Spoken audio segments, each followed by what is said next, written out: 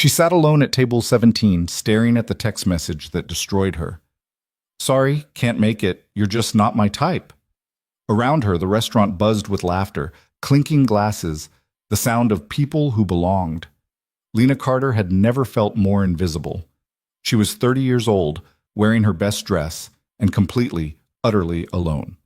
What she didn't know was that across the room, a man who could buy this entire building was watching her, and he was about to make a decision that would shatter both their carefully constructed walls. Before we dive in, if you're watching from anywhere in the world, drop your city in the comments below. I want to see how far this story travels. And if you end up staying till the end, hit that like button. Trust me, you'll want to see where this goes. The restaurant was called Marcello's, one of those places that tried too hard to be romantic. Soft jazz played from hidden speakers. Candles flickered on every table, casting shadows that made everyone look better than they actually were. The kind of place where proposals happened, where anniversaries were celebrated, where people fell in love or pretended to. Lena Carter sat at table 17 and wished the floor would open up and swallow her whole. Her phone lay face up on the white tablecloth, the message still glowing. Sorry, can't make it. You're just not my type. 6 words. That's all it took to confirm what she'd suspected since middle school, that she was forgettable. The kind of woman people looked past, looked through, looked around, never at. She'd spent 2 hours getting ready, 2 hours she didn't have, considering she'd stayed up until midnight the previous evening grading spelling tests for her kindergarten class. She tried on 4 different dresses before settling on this one, navy blue, simple, the nicest thing she owned that didn't have chalk dust permanently embedded in the fabric. For nothing. For a text message from a man she'd never even met. Can I get you started with something to drink? The waiter appeared at her elbow, young and polite, his smile not quite reaching his eyes. He'd already figured out what was happening. They always did. Just water, please. But her voice came out smaller than she intended. Waiting for someone? The kindness in his tone made it worse somehow. No, actually, I'll just take the check for the water. It's on the house. He disappeared before she could argue. Lena picked up her phone, then set it down again. Picked up her purse. Put it back down. She couldn't seem to make her body do what her brain was screaming at it to do. Get up and leave. Just stand up and walk out with whatever dignity she had left. But her legs wouldn't cooperate. Around her, the restaurant continued its dance. To her right, a couple in their 60s held hands across the table, sharing a dessert. To her left, a young guy in a suit was down on one knee, and the entire restaurant had gone quiet, watching as his girlfriend said yes, watching as she cried and he cried and everyone applauded. Lena looked away. She checked her phone again. Maybe Elliot had sent another message. Maybe he'd had a change of heart, was caught in traffic, had a good excuse. Nothing. She opened their previous conversation, scrolling back through the messages from the past week. They'd been set up by a mutual friend, Rachel from the yoga class Lena could barely afford. Rachel had insisted that Elliot was perfect for her. Investment banker, 33, recently single. Loved dogs. Their text exchanges had been fine, not sparkling, but fine. He'd suggested Marcello's. She'd agreed. He'd said 7 o'clock. She'd arrived at 6:55 because she was always early, always prepared, always the good girl who followed the rules. And now she was alone. The waiter returned with her water along with a basket of bread she hadn't ordered. Take your time, he said, his kindness almost unbearable. Lena took a sip of water. It tasted like humiliation. She should go. She should absolutely go. But something kept her frozen in place. Maybe pride? Maybe stubbornness? Maybe the simple fact that going home to her tiny studio apartment meant admitting that this was her life. 30 years old, single, working a job she loved but that barely paid rent, eating dinner alone most nights, waking up alone every morning. Not that there was anything wrong with being single. Lena believed that. She did. But there was a difference between choosing to be alone and being chosen against, being looked at and found wanting, being someone's not my type. Her phone buzzed. Her heart jumped. But it wasn't Elliot. It was Rachel. How's it going? Lena stared at the message, her fingers hovering over the keyboard. What was she supposed to say? That she was sitting alone in a restaurant designed for couples.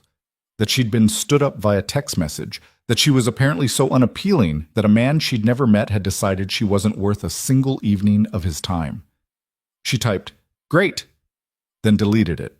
Typed, "He's not coming," then deleted that too. Finally settled on, "Still here," which was technically true and committed her to nothing. Rachel's response was immediate. "Send me a pic of him." Lena locked her phone and set it face down on the table. The jazz music swelled. Someone laughed, bright and carefree. Lena took another sip of water and felt something crack open inside her chest, something that had been building for years. Not just tonight, not just Elliot, but everything. Every first date that never led to a second. Every promising conversation that fizzled out. Every time she'd checked her phone and found nothing.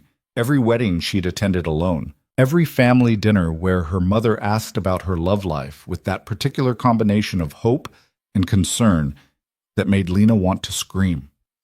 She was so tired of being brave about it, so tired of pretending it didn't hurt. The breadbasket sat in front of her, warm and fragrant. She took a piece, tore it in half, but couldn't bring herself to eat it. Her throat had closed up. She should leave. She should definitely leave. But where would she go? Back to her apartment, where the silence pressed in from all sides, where she'd spend another evening alone, probably grade more papers, probably fall asleep on the couch watching reruns of shows she'd seen 100 times. At least here, surrounded by other people, she could pretend to be part of something. Could pretend, for just a little while longer, that she was the kind of woman men showed up for. The couple to her right was leaving, the husband helping his wife with her coat, his hand gentle on her shoulder. They'd been married 40 years, Lena decided. Had raised 3 kids, owned a house with a garden, had created a whole life together. They probably argued about mundane things, whose turn it was to take out the trash, what to watch on television, but they had each other. They had that fundamental certainty that someone chose them and kept choosing them, day after day, year after year. Lena wanted that. Was that so pathetic? To want to be chosen? Her vision blurred. No, absolutely not. She was not going to cry in this restaurant. She refused to give this place, this night, this disaster of an evening that much power over her. She blinked hard, swallowed the lump in her throat, and reached for her water glass again. That's when she noticed him. A man sitting alone at the bar watching her. Not watching. That made it sound predatory. Observing, maybe. His gaze was steady but not invasive, curious but not cruel. He was dressed simply, dark jeans, a plain black shirt, but there was something about the way he carried himself that suggested he didn't need expensive clothes to command attention. Their eyes met across the restaurant, and for a moment Lena forgot how to breathe.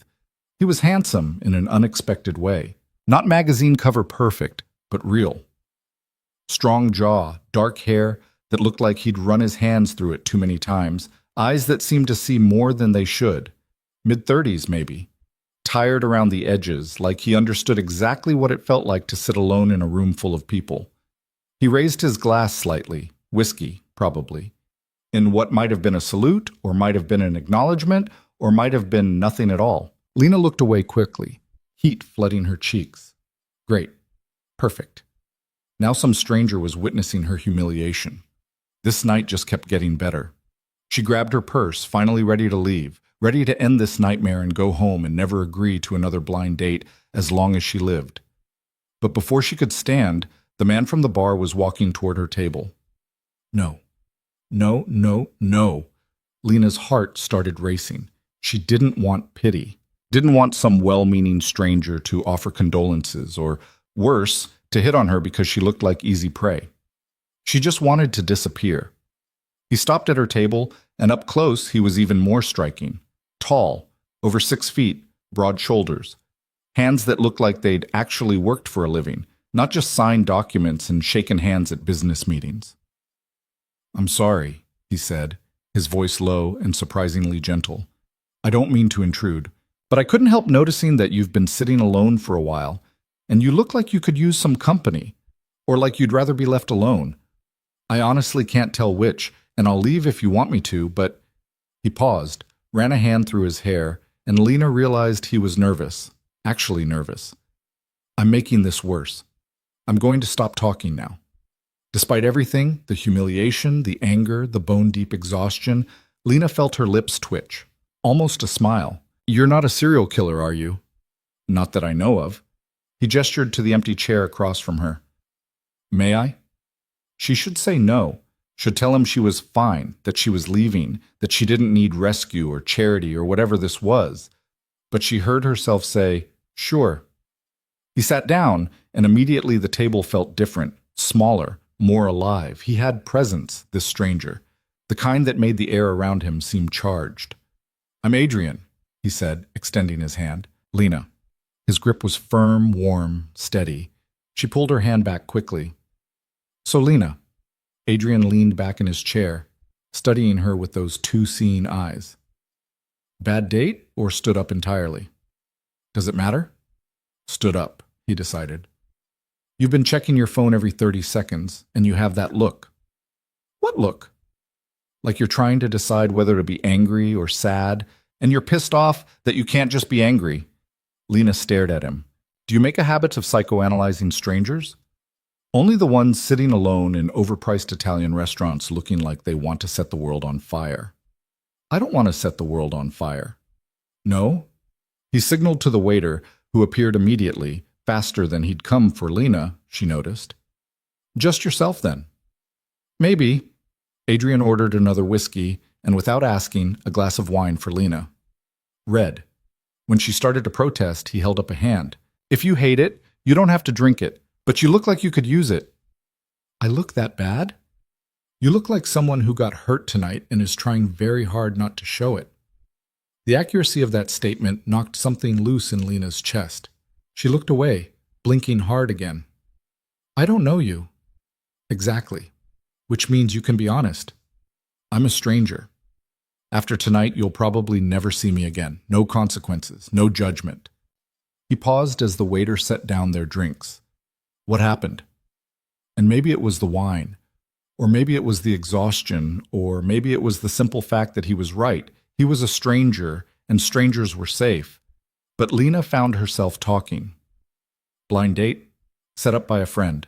Guy named Elliot. We were supposed to meet here at 7. At 6:45 he texted to cancel. Said I wasn't his type. She took a sip of wine. It was good. Too good. The kind she couldn't normally afford.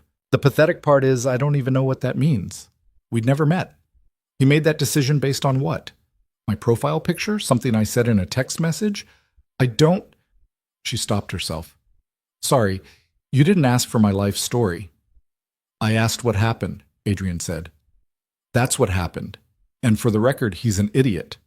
You don't know that. I know he stood up a beautiful woman without even having the decency to do it face to face. That makes him an idiot and a coward. Beautiful. The word landed like a stone in still water, rippling outward. Lena wasn't beautiful. She was average, passable. The kind of woman who looked fine in good lighting but would never turn heads. You don't have to do that, she said quietly. Do what? Lie to make me feel better. Adrian's expression shifted, something harder coming into his eyes, something almost offended. I don't lie. Ever. It's one of my few consistent principles. He took a drink. You want to know what I see when I look at you? Not really. He ignored her. I see someone who showed up, who got dressed, who came to this restaurant, who waited, even after she knew she'd been stood up. Someone who has the kind of strength most people never develop because they've never had to. Someone who's been hurt enough times to expect it, but still hopes anyway. He leaned forward. That's not average, Lena. That's rare. She didn't know what to say to that, didn't know how to process the intensity of his gaze, or the strange, unexpected kindness of his words. Why are you here? She asked instead. At the bar. Alone. Adrian sat back and something shuddered in his expression. Same reason as you, probably. Bad habit of hoping things might be different. You were stood up too? In a manner of speaking. He swirled his whiskey, watching the amber liquid catch the light. I was supposed to meet someone. Business dinner. They canceled last minute. I decided to stay anyway because going home felt worse. Where's home? Depends on the day. He smiled, but it didn't reach his eyes. I travel a lot for work. Hotels start to feel the same after a while. Sometimes I can't remember what city I'm in. That sounds lonely. It is. He said it simply, without self-pity. Just a fact. But loneliness is relative, isn't it? You can be surrounded by people and still feel completely alone. Or you can be by yourself and feel fine. Which are you? Usually, alone but fine. Tonight, he met her eyes. Alone and tired of it. The honesty in that admission cracked something open between them.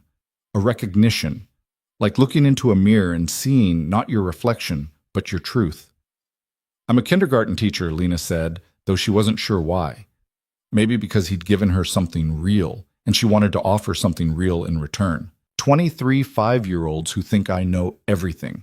I spend my days tying shoes and breaking up arguments over crayons and teaching them that words have power. She traced the rim of her wine glass.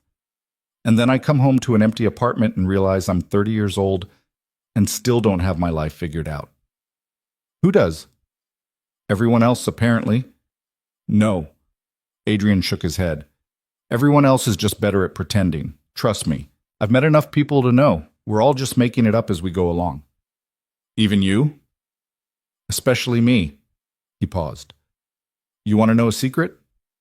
Sure. I have a 5-year-old daughter. Her name is Emma. She's the most incredible person I've ever met. Smart, funny, completely fearless, and most days I have no idea what I'm doing. I'm terrified I'm screwing her up. That she'll grow up and realize her dad was just stumbling through, pretending to have answers. Lena felt something soften inside her. You're a single dad? Widower. My wife died 3 years ago. Car accident. He said it matter-of-factly, but Lena could hear the weight beneath the words, the grief that never quite went away. I'm so sorry. Me too. He took a drink. Emma doesn't remember her. She was too young.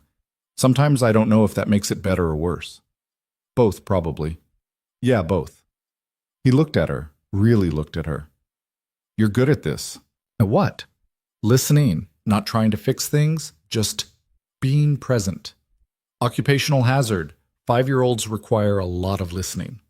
Adrian smiled, a real smile this time, one that transformed his entire face. I bet you're a great teacher. I try. Lena felt herself relaxing for the first time all evening, the knot in her chest slowly unwinding. It's not glamorous, the pay is terrible. But when a kid finally understands something they've been struggling with, when they light up because they just learned to read a new word, she shrugged. It matters. I matter to them, you know, even if I don't matter anywhere else. You matter, Adrian said quietly. You just haven't met the right people yet who realize it. Maybe I'm not supposed to. Maybe I'm just one of those people who's meant to be alone. Do you believe that? Lena thought about it, really thought about it. I don't know. Most days, no. Tonight? She looked around the restaurant, at all the couples, at all the people who'd found each other. Tonight, yeah, maybe I do. Well, you're wrong. You can't know that. I can know that anyone who would stand you up without even meeting you first is missing out on someone extraordinary. And I can know that you're sitting here talking to a complete stranger, being honest and real and vulnerable, which most people can't do, even with people they've known for years. That's not someone meant to be alone, Lena. That's someone worth knowing. The conviction in his voice made her throat tight again. She picked up her wine glass to have something to do with her hands. You're very good at this. At what? Making people feel seen. I'm just telling you what I observe. Most people don't observe this much. Most people don't pay attention. He gestured around the restaurant. Everyone's so caught up in their own lives, their own dramas, their own problems. They miss what's right in front of them. The person sitting alone who needs someone to notice. The kid who's struggling but too proud to ask for help. He stopped himself. Sorry, I'm lecturing now. No, keep going. It's refreshing, actually. Most guys I meet want to talk about themselves. That's because most guys are idiots. Lena laughed. Actually laughed. The sound surprised her. Adrian grinned. There it is. What? The real you, not the version that's trying to hold it together, not the version that's hurt and angry and trying to pretend she's fine, the version that exists underneath all of that. How do you know that's the real me? Because real always sounds like relief. They talked for another hour, about everything and nothing. About Emma and her obsession with dinosaurs. About Lena's students and their constant, exhausting questions. About cities they'd been to and places they wanted to go. About books and movies and music and all the small things that make up a life. Adrian told her about growing up poor, about working 3 jobs to put himself through college, about the business he'd built from nothing. He didn't say what kind of business, just that it had grown beyond what he'd ever imagined, that success had come with costs he hadn't anticipated. Lena told him about her family, her parents who wanted her to be a lawyer like her older sister, who'd never quite understood why she'd chosen teaching, about feeling like she was always disappointing them, always falling short of some invisible standard. "You're not," Adrian said, "falling short. You're just on a different path." Or try telling them that. Maybe you should. Maybe. She finished her wine. This is strange, isn't it? That we're sitting here having this conversation. Strange how? I don't usually do this, talk to strangers, open up like this. Neither do I. Then why are we? Adrian was quiet for a moment, considering. Because sometimes you meet someone and the usual rules don't apply. Sometimes you just know. Know what? That it's safe. That you can be yourself. That the person across from you isn't going to judge you or try to fix you or pretend to be something they're not. He met her eyes. That's rare, Lena. When you find it, you don't question it. You just hold on.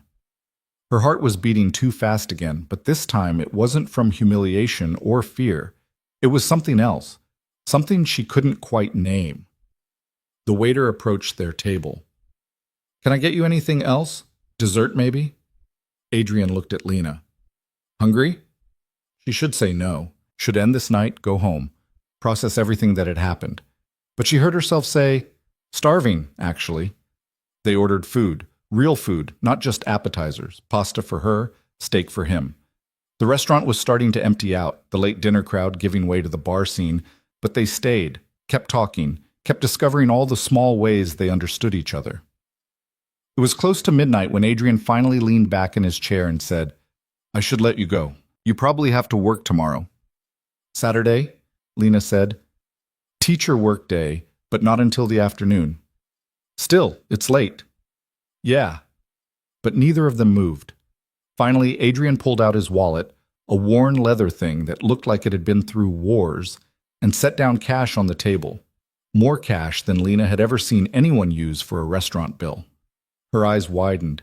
"Adrian, don't worry about it. That has to be at least $300.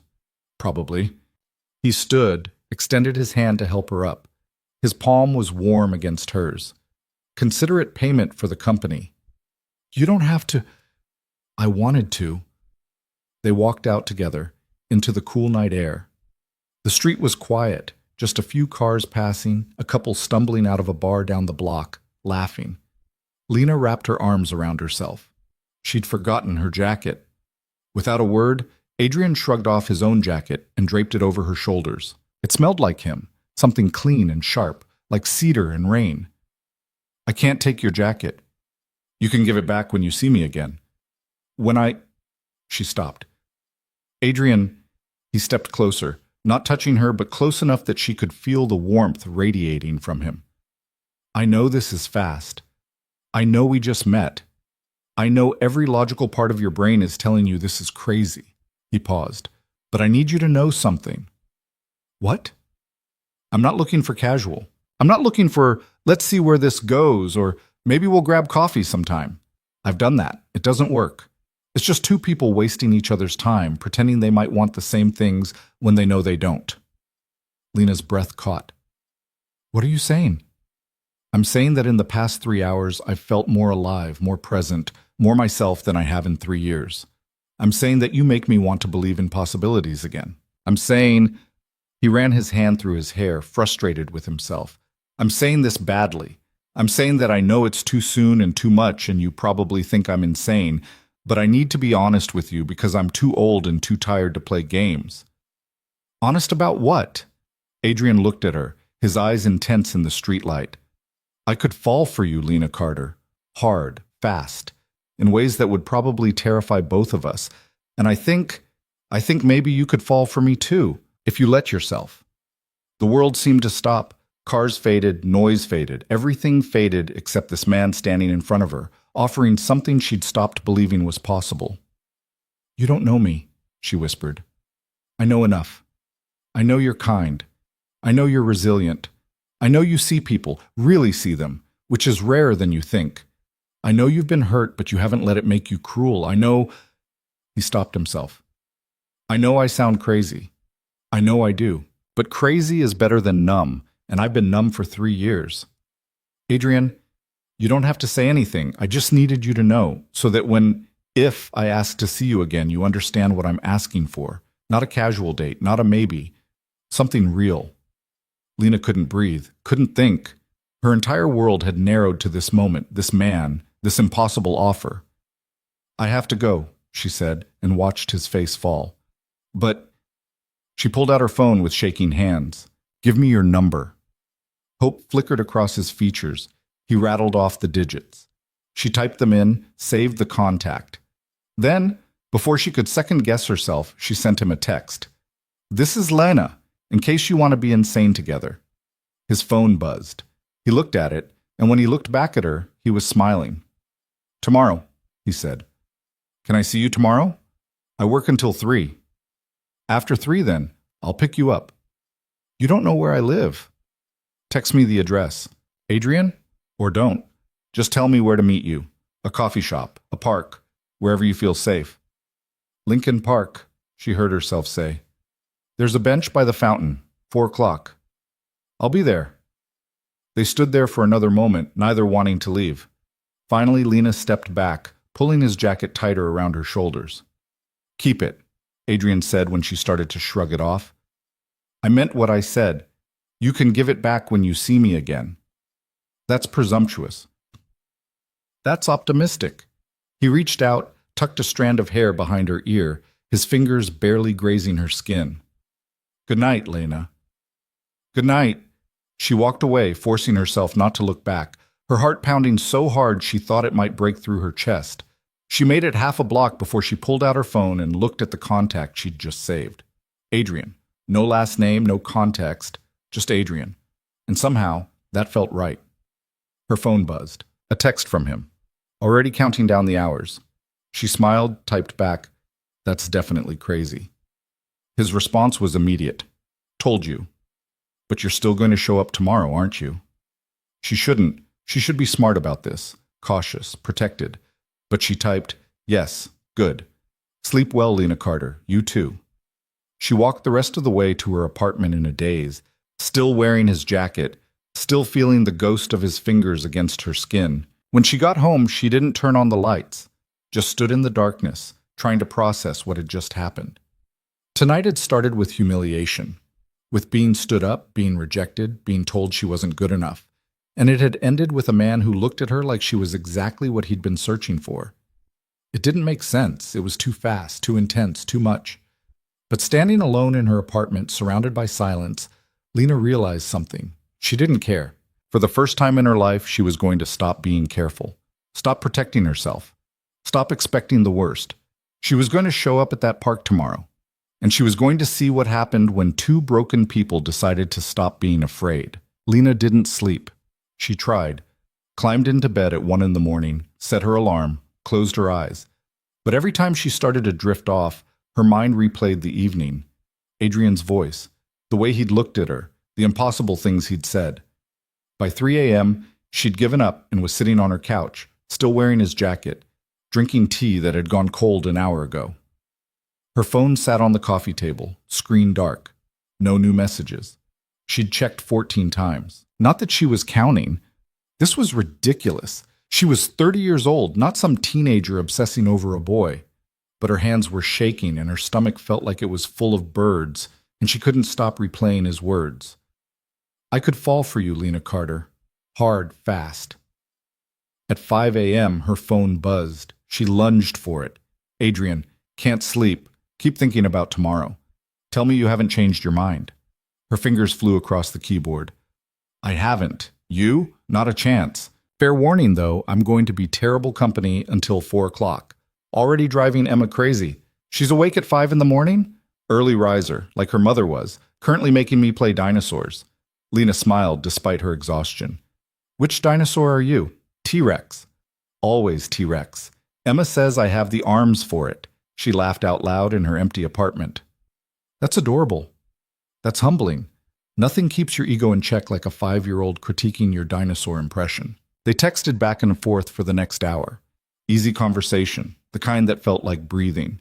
He told her about Emma's obsession with paleontology, how she corrected adults at museums, how she'd announced last week that she wanted to be a dinosaur doctor when she grew up. Lena told him about her students, about the little boy who'd finally learned to tie his shoes after 3 months of practice, about the girl who wrote stories during free time that were better than anything Lena had read in published children's books. At 6:30, Adrian sent, "I should let you sleep, but I'm glad you were awake." "Me too. See you at 4, Lena Carter. See you at 4. She finally fell asleep around 7, still wearing his jacket, her phone clutched in her hand. The alarm went off at noon. Lena jolted awake, disoriented and panicked until she remembered Saturday. Teacher workday at 2. Park at 4. Adrian. She showered, standing under the hot water longer than necessary, trying to calm her racing thoughts. This was insane. She knew it was insane. You didn't meet someone at a restaurant and decide 12 hours later that you were going to risk everything. Except apparently she did. The teacher workday was torture. Lena sat through meetings about curriculum changes and standardized testing protocols, nodding in the right places, taking notes she'd never look at again. Her colleague Jennifer kept giving her strange looks. "You okay?" Jennifer whispered during a particularly boring presentation about new reading assessment tools. "You seem distracted." "I'm fine." "You check your phone every 5 minutes." "I'm expecting a message." Jennifer's eyebrows shot up. "From who? You never get messages during work." "It's nothing." "Lena Carter, are you seeing someone?" "No, maybe. I don't know." Lena rubbed her temples. "I met someone last night. And I'm meeting him again today." "That's great. Why do you look like you're about to throw up?" "Because it's complicated." "It's always complicated." Jennifer grinned. "That's what makes it interesting. What's his name?" "Adrian." "What does he do?" Lena realized she had no idea. He'd said he had a business, that he traveled, but he'd never specified. "I don't actually know." "Where does he live?" "He didn't say." "Okay, so you know his name and literally nothing else?" "I know he's a widower. I know he has a 5-year-old daughter. I know he's kind and honest, and he looks at me like I matter." Jennifer's expression softened. "That's more than most people know after a first date." "It wasn't a date. I got stood up. He happened to be there." "Even better. Organic. Unplanned. Those are the best kind. Or the most dangerous kind. Maybe both." Jennifer squeezed her arm. "Just be careful, okay? But also, live a little. You're always so guarded, Lena. Maybe this guy is worth the risk." Maybe he was. Maybe he wasn't. Lena wouldn't know until she showed up. The meeting finally ended at 3:15. Lena practically ran to her car, drove home, changed clothes 3 times before settling on jeans and a simple white blouse, then changed again because that felt too formal, then changed back because casual felt like she wasn't trying. She settled on the jeans and blouse, added a light jacket, not his, which was hanging carefully on the back of her door, and checked her reflection in the mirror. She looked terrified. Her phone buzzed. "Adrian. Leaving now. See you soon." Her heart hammered. This was real. This was happening. She grabbed her keys, her purse, checked the mirror one more time, and headed out. Lincoln Park was a 15-minute walk from her apartment. She could have driven, but she needed the time to think, to prepare, to remind herself that this was just coffee, just conversation, just 2 people getting to know each other. Except it wasn't. Adrian had made that clear. This wasn't casual. This was something else entirely. She reached the park at 3:55. The fountain was in the center, surrounded by benches. Only one was occupied, an elderly woman feeding pigeons. No sign of Adrian yet. Lena sat on an empty bench, clasped her hands in her lap to keep them from shaking, and waited. 4 o'clock came and went. At 4:05, doubt crept in. Maybe he'd changed his mind. Maybe last night had been the whiskey talking. Maybe in the daylight, with distance and perspective, he'd realized this was a terrible idea. At 4:07, she saw him. He was walking across the grass, hands in his pockets, dressed in the same dark jeans and a different shirt, gray this time. He saw her and his entire face changed, lighting up in a way that made her chest tight. "I'm late," he said when he reached her. "I'm sorry. Emma had a meltdown about her shoes, and then we couldn't find her favorite dinosaur, and..." He stopped himself, laughing. You don't need the play-by-play of my Saturday morning chaos. I don't mind. Lena stood. They were close enough to touch, but didn't. The air between them felt electric. Where is she now? With my sister. Anna offered to take her for the afternoon, which never happened, so I didn't ask questions. He studied her face. You look beautiful. You said you don't lie. I don't. Then you need glasses. Lena. He stepped closer. Take the compliment. She looked away, heat flooding her cheeks. This is strange, isn't it? Being here, doing this. Terrifying, he agreed. Want to walk? They fell into step beside each other, moving along the path that wound through the park. For a few minutes, neither spoke. Lena was hyper-aware of him, the way he moved, the space between their bodies, the occasional brush of his arm against hers. I didn't think you'd actually come, Adrian said finally. I didn't think you would either.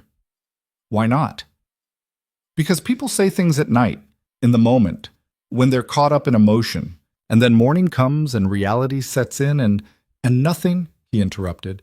I meant every word I said last night. If anything, I meant it more after I went home and couldn't stop thinking about you. Lena's breath caught. You can't just say things like that. Why not? Because it's too much, too fast. We don't know each other. Then let's fix that.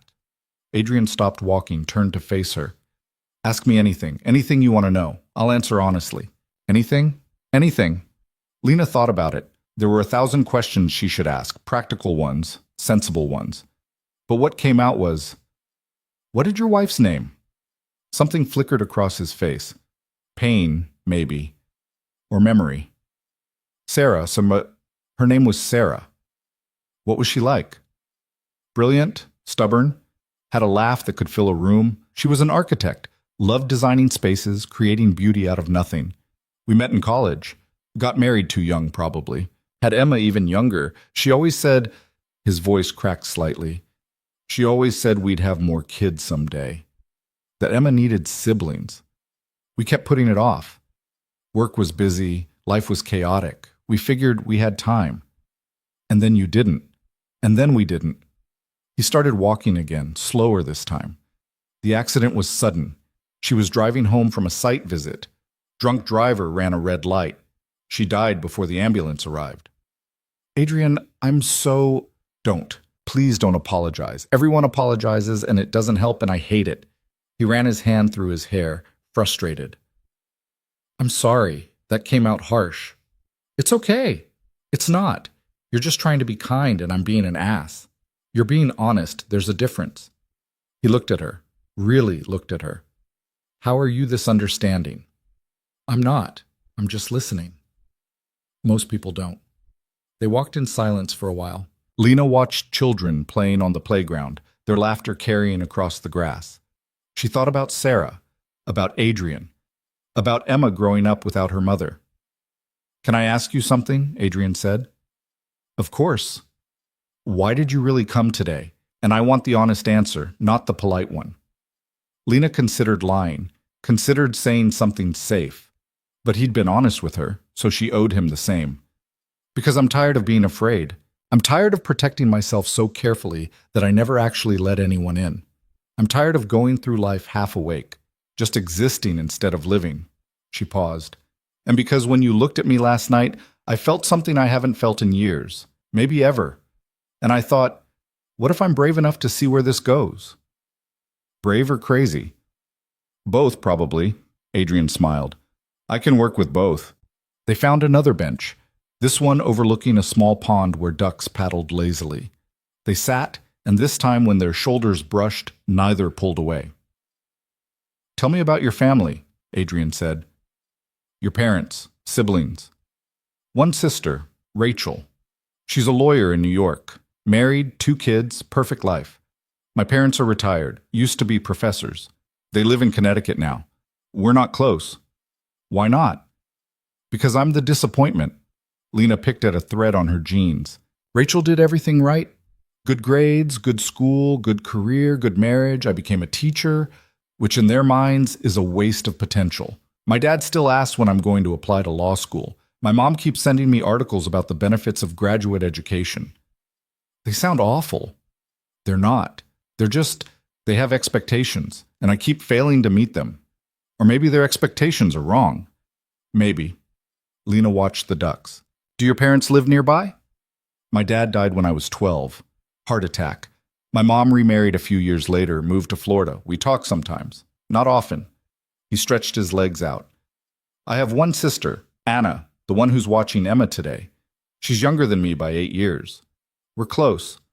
She's one of the few people who understood after Sarah died, who didn't try to fix me or tell me it would get better. She just showed up. She sounds wonderful. She is. Stubborn as hell, but wonderful. A comfortable silence settled between them. Lena felt herself relaxing, the nervous energy from earlier dissipating. This felt natural, easy, like they'd been sitting on park benches together for years instead of hours. What kind of business do you run? She asked. You never said. Adrian hesitated. It's complicated. I can handle complicated. Real estate development, commercial properties mostly. I buy buildings, renovate them, lease them out. Started small, one property, then two. Then it snowballed.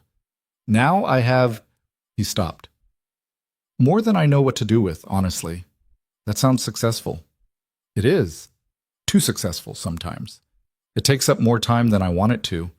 Emma deserves a dad who's present, not one who's constantly on his phone dealing with contractors and tenants and investors. So why do you keep doing it? Because I don't know how to stop. Because it's what I'm good at. Because... He paused. Because after Sarah died, work was the only thing that made sense. Grief doesn't make sense. Loss doesn't make sense. But numbers, contracts, those have rules. Those I can control. Lena understood that. The need for control when everything else felt chaotic. Do you like it, the work? I used to. Now it just feels like going through the motions. Like I'm building this empire for what? So Emma can inherit a bunch of buildings she doesn't care about. So I can die wealthy and alone? He shook his head. Sorry, that got dark. It's honest. You keep saying that because it's true. Most people spend their whole lives pretending they have it all figured out, pretending they're happy when they're not. I'd rather have honest than happy. What if you could have both? Can you? I don't know, but I'd like to find out. They sat there as the afternoon stretched toward evening, as the sun moved lower in the sky and the park started to empty out. They talked about everything, childhoods and regrets, dreams they'd abandoned and ones they still held on to. Adrian told her about Emma's latest obsession with space, how she'd announced she wanted to be an astronaut paleontologist. Lena told him about the student who'd given her a rock as a present because it was pretty like Miss Carter. At some point, Adrian's hand found hers, just resting there, fingers intertwined, like it was the most natural thing in the world. I should probably get back, he said eventually. Anna can only handle Emma in limited doses. Okay, but neither of them moved. Can I see you tomorrow? Adrian asked. I have papers to grade, lesson plans to write. Monday? I teach until 3:30. After? Lena knew she should slow this down, should create space, maintain boundaries, protect herself. But she heard herself say, after would be good. Dinner? Sure. I'll pick you up. 6 o'clock? You still don't know where I live. So tell me. She did, rattled off her address like it was nothing, like she hadn't spent years being careful about who she let into her space, her life. Adrian stood, pulling her up with him. They faced each other in the fading light, and Lena was struck again by how tall he was, how solid, how real. I'm going to kiss you, he said quietly, if that's okay. Her heart stopped. Okay. He leaned down slowly, giving her time to pull away. But she didn't. His lips brushed hers, soft and careful, like she was something precious. The kiss lasted only a moment, but when he pulled back, Lena felt like the world had shifted. I'll see you Monday, Adrian said, his voice rough.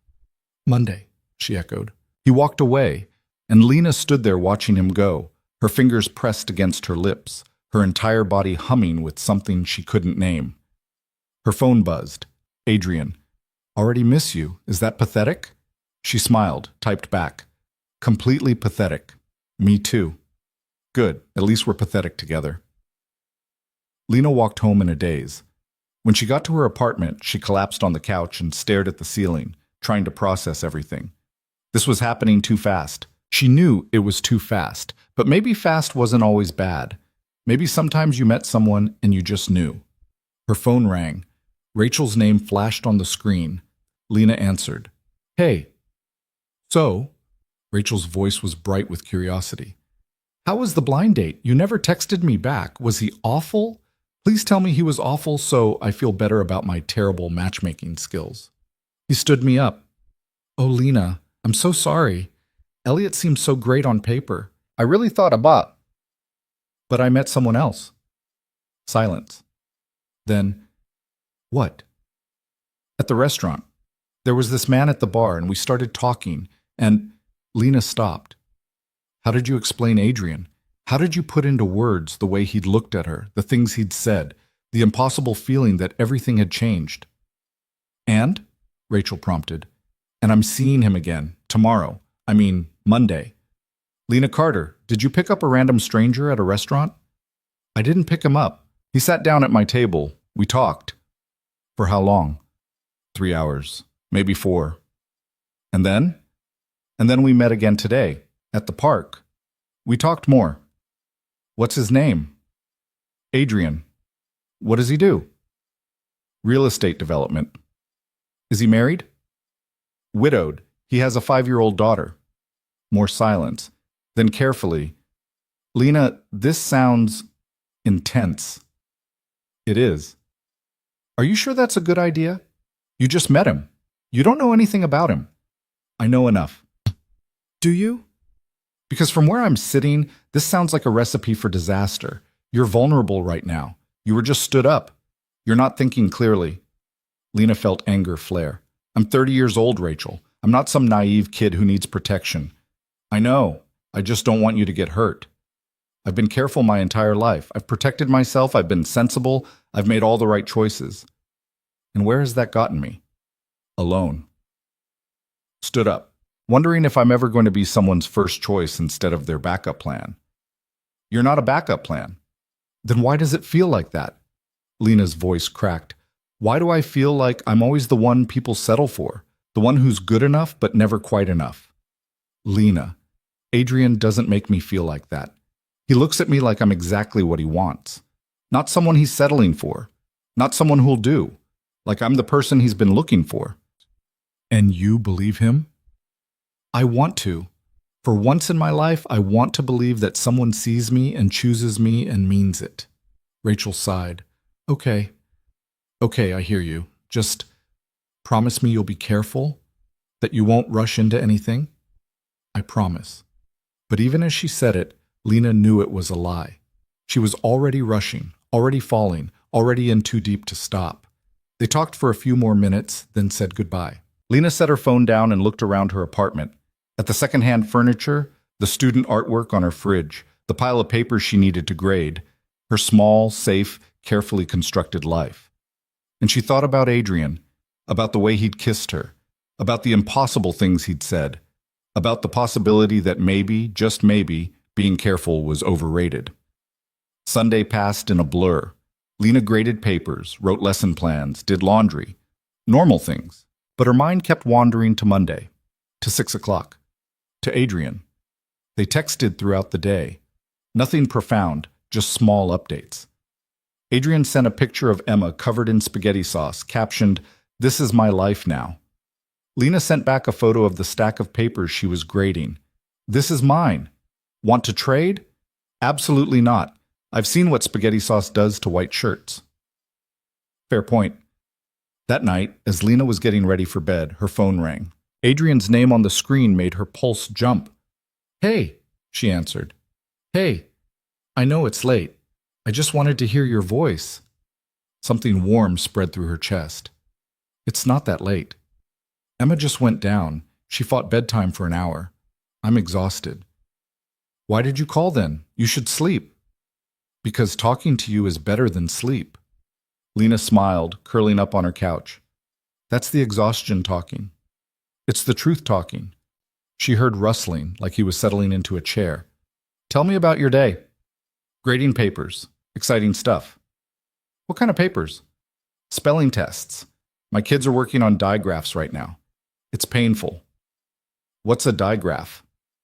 Two letters that make one sound, like sh or esh.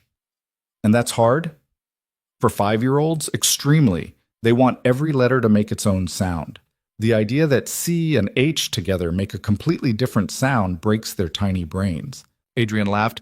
Emma would love your class. You think?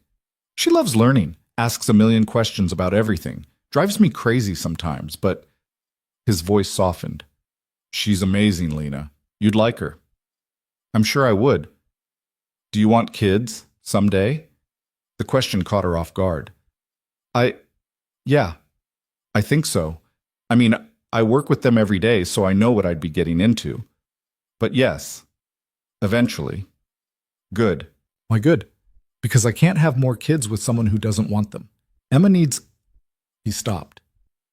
Sorry, that's too much, too fast. I keep doing this. No. Lena sat up straighter. Don't apologize. I like that you say what you're thinking.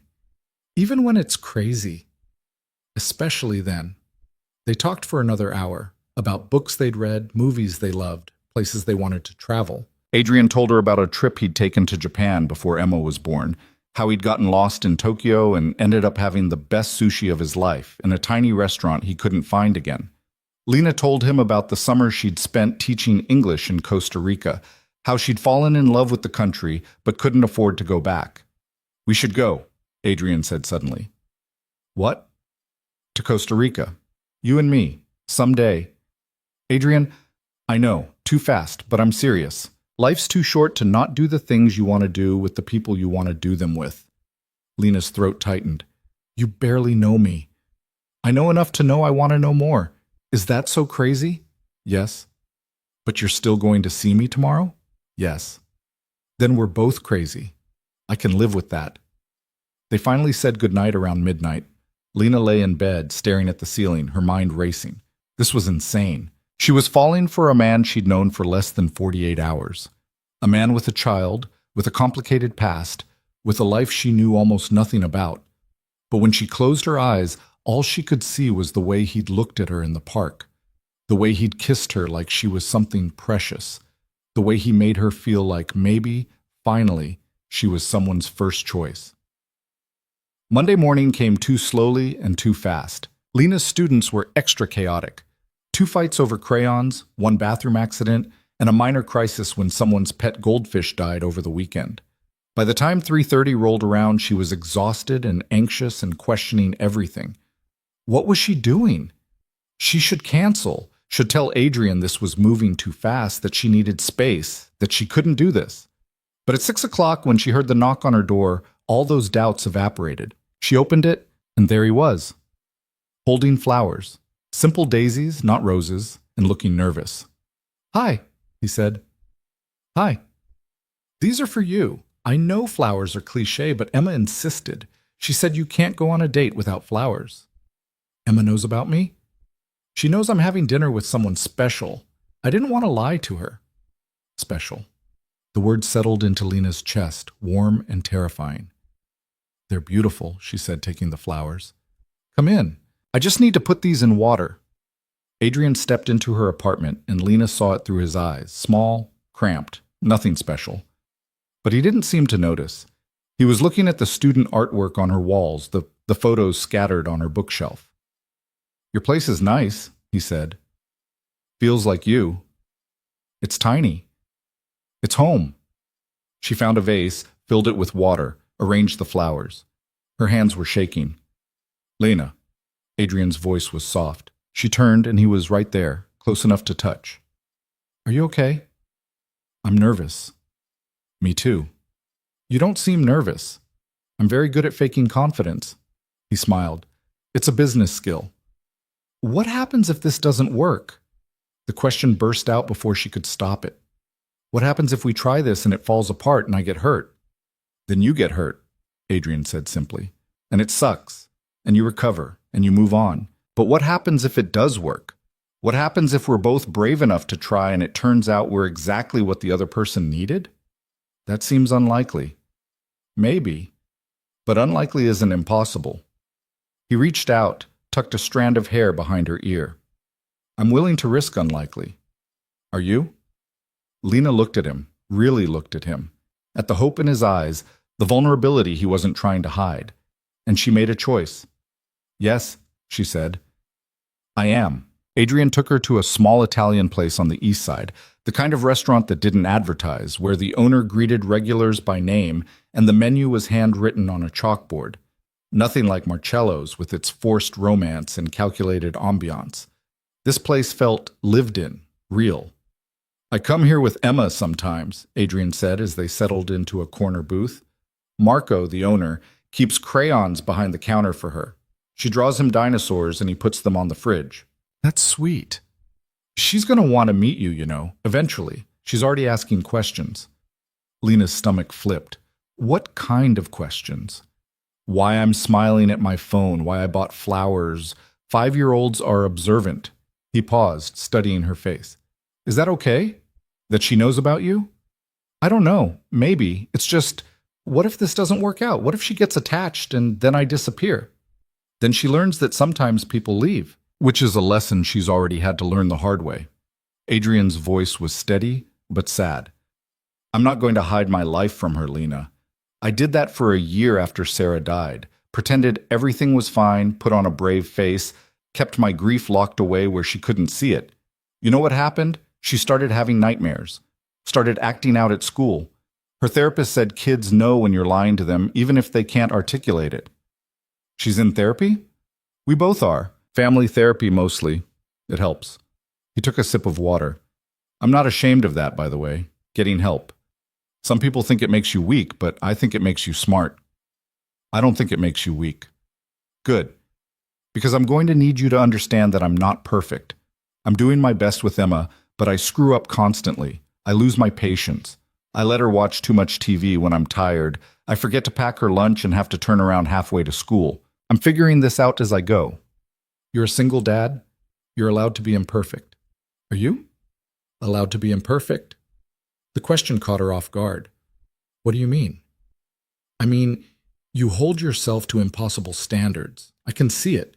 The way you talk about your job, your family, your life, like you're constantly trying to prove something. I'm not. You are.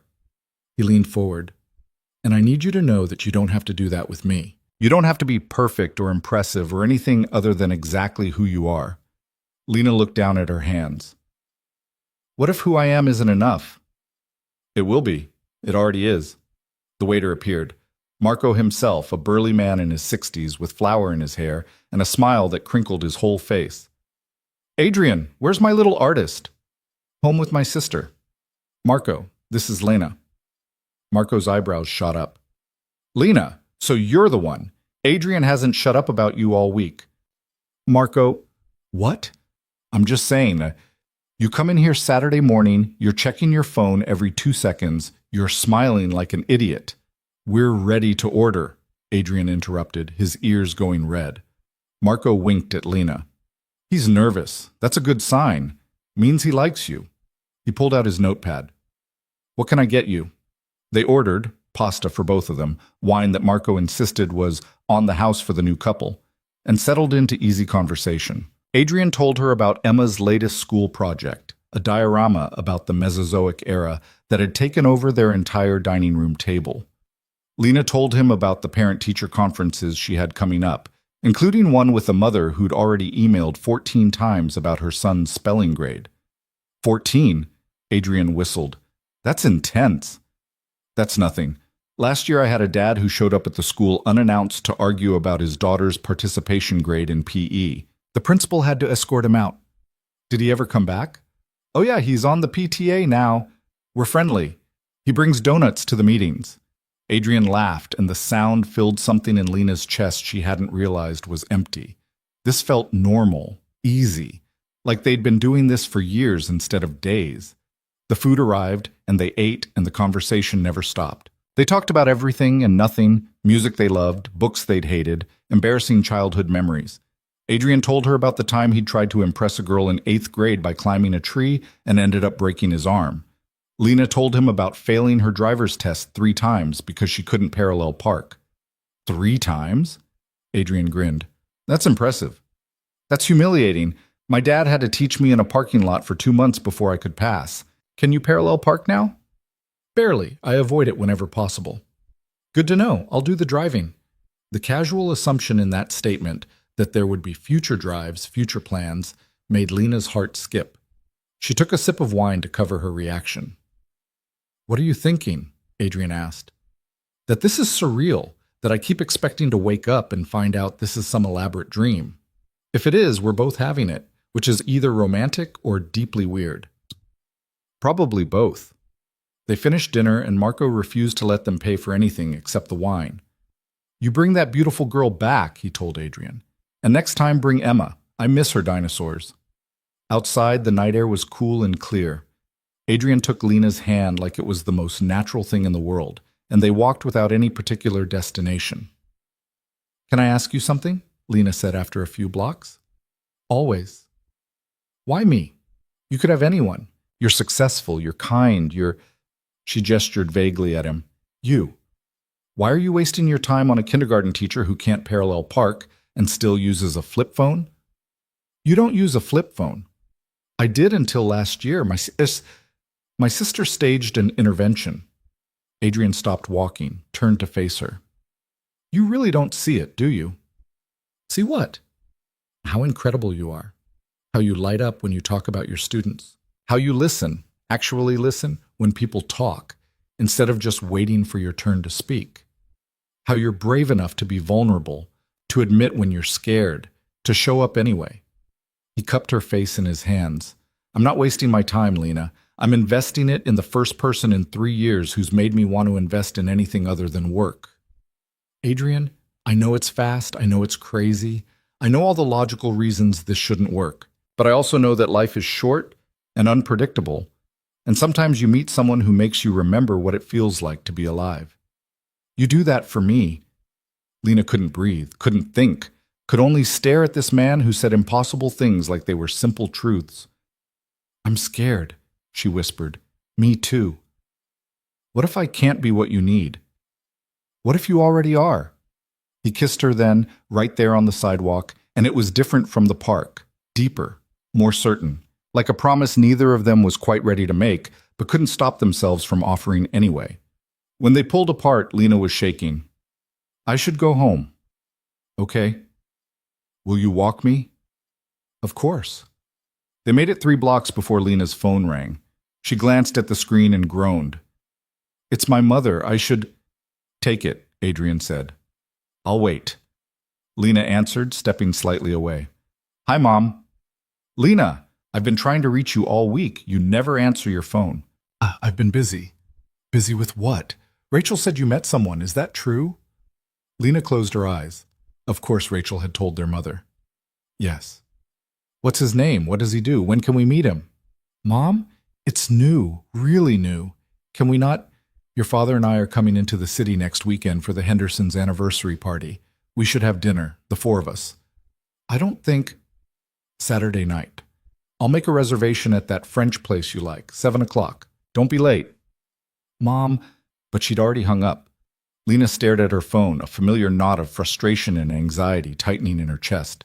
Adrian appeared at her elbow. Everything okay? My parents want to meet you, next weekend. My mom just decided without asking me if I was ready, or if you were available, or if this was even something I wanted. Do you? Want me to meet them?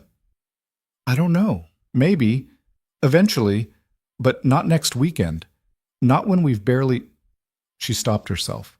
They're going to judge you. Judge us. My dad's going to ask about your education and your career and your 5-year plan. My mom's going to comment on everything from your clothes to your posture. And they're both going to make it clear that I'm dating above my station and should be grateful anyone's interested. Above your station? You know what I mean. Adrian was quiet for a moment. Then he said, I'll go. You don't have to. I want to. If it's important to you, I want to meet them. It's not important to me. It's important to them. Then I'll go for you. To support you. Because sitting through an awkward dinner with judgmental parents is what you do when you care about someone. Lena felt tears prick her eyes. You barely know me, and you're already willing to subject yourself to my family? Are you insane? We've established that I am, yes. She laughed despite herself. They're going to eat you alive. I've survived worse. He pulled her close, pressed a kiss to her forehead. Besides, I want to meet the people who raised you, even if they don't appreciate what they've got. They walked the rest of the way to Lena's apartment in comfortable silence. At her door, Adrian hesitated. Can I see you tomorrow? He asked. You're not sick of me yet? Not even close. I have dinner plans with Jennifer, girls' night. But Wednesday? Wednesday's good. I'll cook. You can meet Emma. Lena's heart jumped. You want me to meet her? Only if you're ready, no pressure. What if she doesn't like me? She'll like you. You're a kindergarten teacher. You're professionally likable. That's not how it works. Then we'll find out together. He kissed her goodnight, soft and sweet. Sleep well, Lena. You too. She watched him walk away, then went inside and immediately called Jennifer. Emergency, she said when Jennifer picked up. I need wine and advice, and I need them now. 20 minutes later, they were sitting in Lena's living room, Jennifer with a bottle of cheap red, and Lena with her head in her hands. So let me get this straight, Jennifer said. You've known this guy for less than a week, and you're already meeting his kid and having dinner with your parents? When you say it like that, it sounds insane. Because it is insane. Lena, you don't even know his last name. I do. It's Cole. Adrian Cole. Jennifer pulled out her phone and started typing. Let me Google him. Don't. Too late. Jennifer's eyes widened. Holy shit. What? Adrian Cole. Cole Properties. He's not just in real estate, Lena. He's a billionaire, like actual Forbes list billionaire. The room tilted. That's not possible. It's literally right here. Net worth estimated at $2.3 billion. He owns half the commercial real estate in the city. Jennifer scrolled through her phone. There's a whole article about him from last year. Widowed mogul balances business empire with single fatherhood. There's a picture of him at some charity gala. Lena grabbed the phone. There was Adrian wearing a tuxedo, looking uncomfortable in front of a backdrop covered in sponsor logos. The caption read, Real estate developer Adrian Cole, 32, has continued to expand his business empire while raising his daughter Emma, alone following the tragic death of his wife Sarah in 2023. He didn't tell you? Jennifer asked quietly. He said he did real estate development. He said he had buildings. He didn't say... Lena couldn't finish the sentence. Couldn't process the number. Billion. With a B. Maybe he didn't think it mattered. How could it not matter? This changes everything. Does it? Of course it does. I thought we were the same, two regular people trying to figure things out. But he's not regular. She gestured at the phone. He's this. And I'm a teacher who makes $38,000 a year and lives in a studio apartment. So what? You like him. He likes you. The money doesn't change that. It changes everything. His world, my world, they don't overlap. What am I supposed to do? Show up to charity galas in my Target dress? Make small talk with millionaires about investments and markets I don't understand? You're catastrophizing. I'm being realistic. Lena paced her small living room. This is why he was so confident, so sure of himself. He's used to getting what he wants. He probably thinks I'm some charity project. Stop! Jennifer grabbed her shoulders. Listen to yourself. This is fear talking. You're looking for reasons to run because you're scared of getting hurt. I'm scared because this doesn't make sense. People like him don't end up with people like me. But why not? Because you decided there are rules? Because you think you're not good enough? Because I'm not... Bullshit. Jennifer's voice was sharp. You are good enough. You're smart and kind, and you care about people. The fact that you chose a career that matters instead of one that pays well doesn't make you less valuable. And if Adrian Cole can't see that, then he's an idiot. But from everything you've told me, he does see it. So maybe the question isn't whether you're good enough for him. Maybe it's whether you're brave enough to believe you are. Lena sank onto the couch. I don't know if I am. Then fake it until you figure it out. Jennifer poured more wine. Look, I'm not saying this isn't complicated. Money always complicates things. But you like him, right? The person, Not the bank account? Yes. And he likes you? He says he does? Then try. Go to dinner on Wednesday. Meet his daughter. See what happens. And if it doesn't work out, at least you'll know you were brave enough to try. Lena took a long drink of wine. When did you get so wise? I've always been wise. You just never listened to me. They talked for another hour, Jennifer pulling up more articles about Adrian, business deals, charity work, the occasional society page mention. There was a photo from 3 years ago, Adrian and Sarah at a museum fundraiser. She'd been beautiful, Lena noted with a pang. Tall and elegant, the kind of woman who belonged in that world. Stop comparing yourself, Jennifer said, watching her face. I'm not. You are. I can see it. But Sarah's gone and you're here. And for whatever reason, he chose you. He doesn't really know me yet. Then let him. Stop hiding behind your fears and let him actually see you.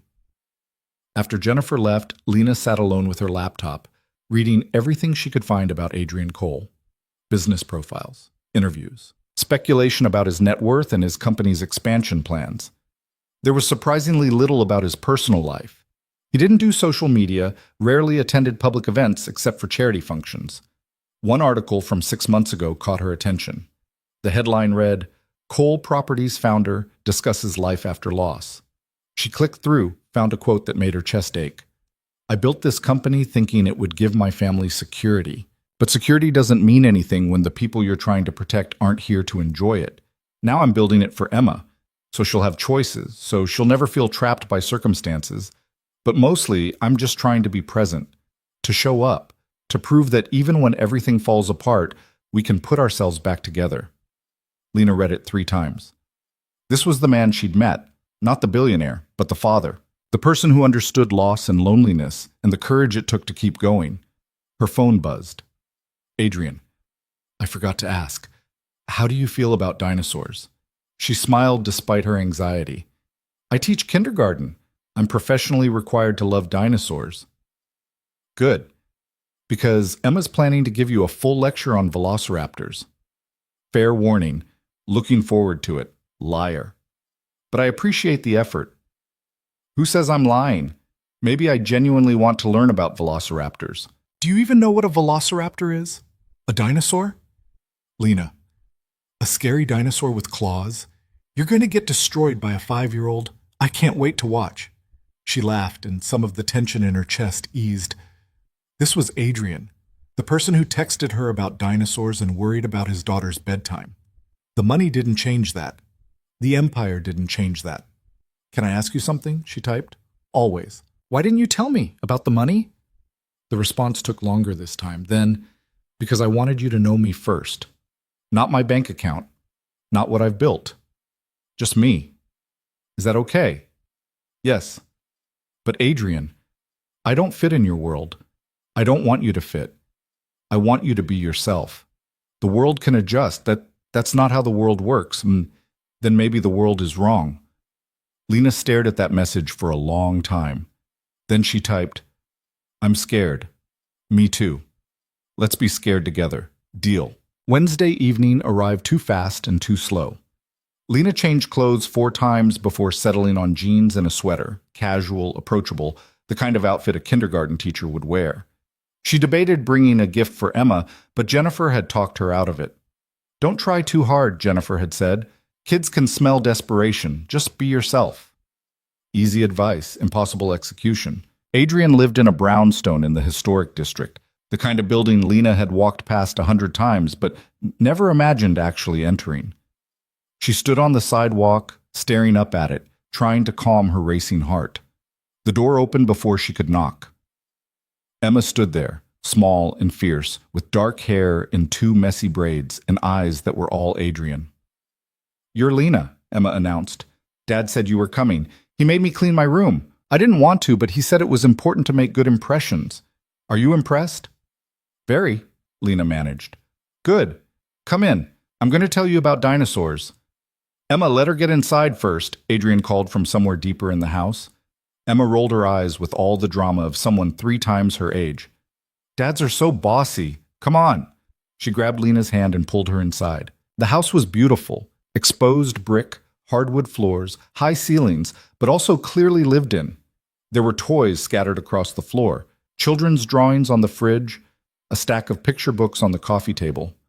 Adrian appeared from the kitchen wearing jeans and a t-shirt, an apron tied around his waist. Hi, sorry, Emma got to you before I could. It's okay.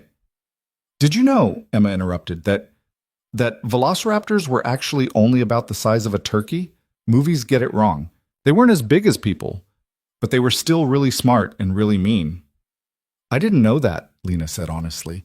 Most people don't. I'm teaching them. Emma pulled Lena toward the couch. Sit here. I'm going to get my models. She disappeared upstairs, leaving Lena and Adrian alone. She's amazing, Lena said. She's a hurricane. You'll get used to it. Adrian sat beside her, close enough that their knees touched. You okay? Terrified. She already likes you. She told me this morning that you had kind eyes, so you're in. What if I say something wrong? What if... Lena. He took her hand. Breathe. You teach 5-year-olds for a living. This is literally your job. This is different. Because it matters more? Yes. That's fair, but she's just a kid, a smart, opinionated, dinosaur-obsessed kid. Just be yourself. Emma thundered back down the stairs, arms full of plastic dinosaurs. Okay, so this one is a triceratops. This one is a stegosaurus. This one...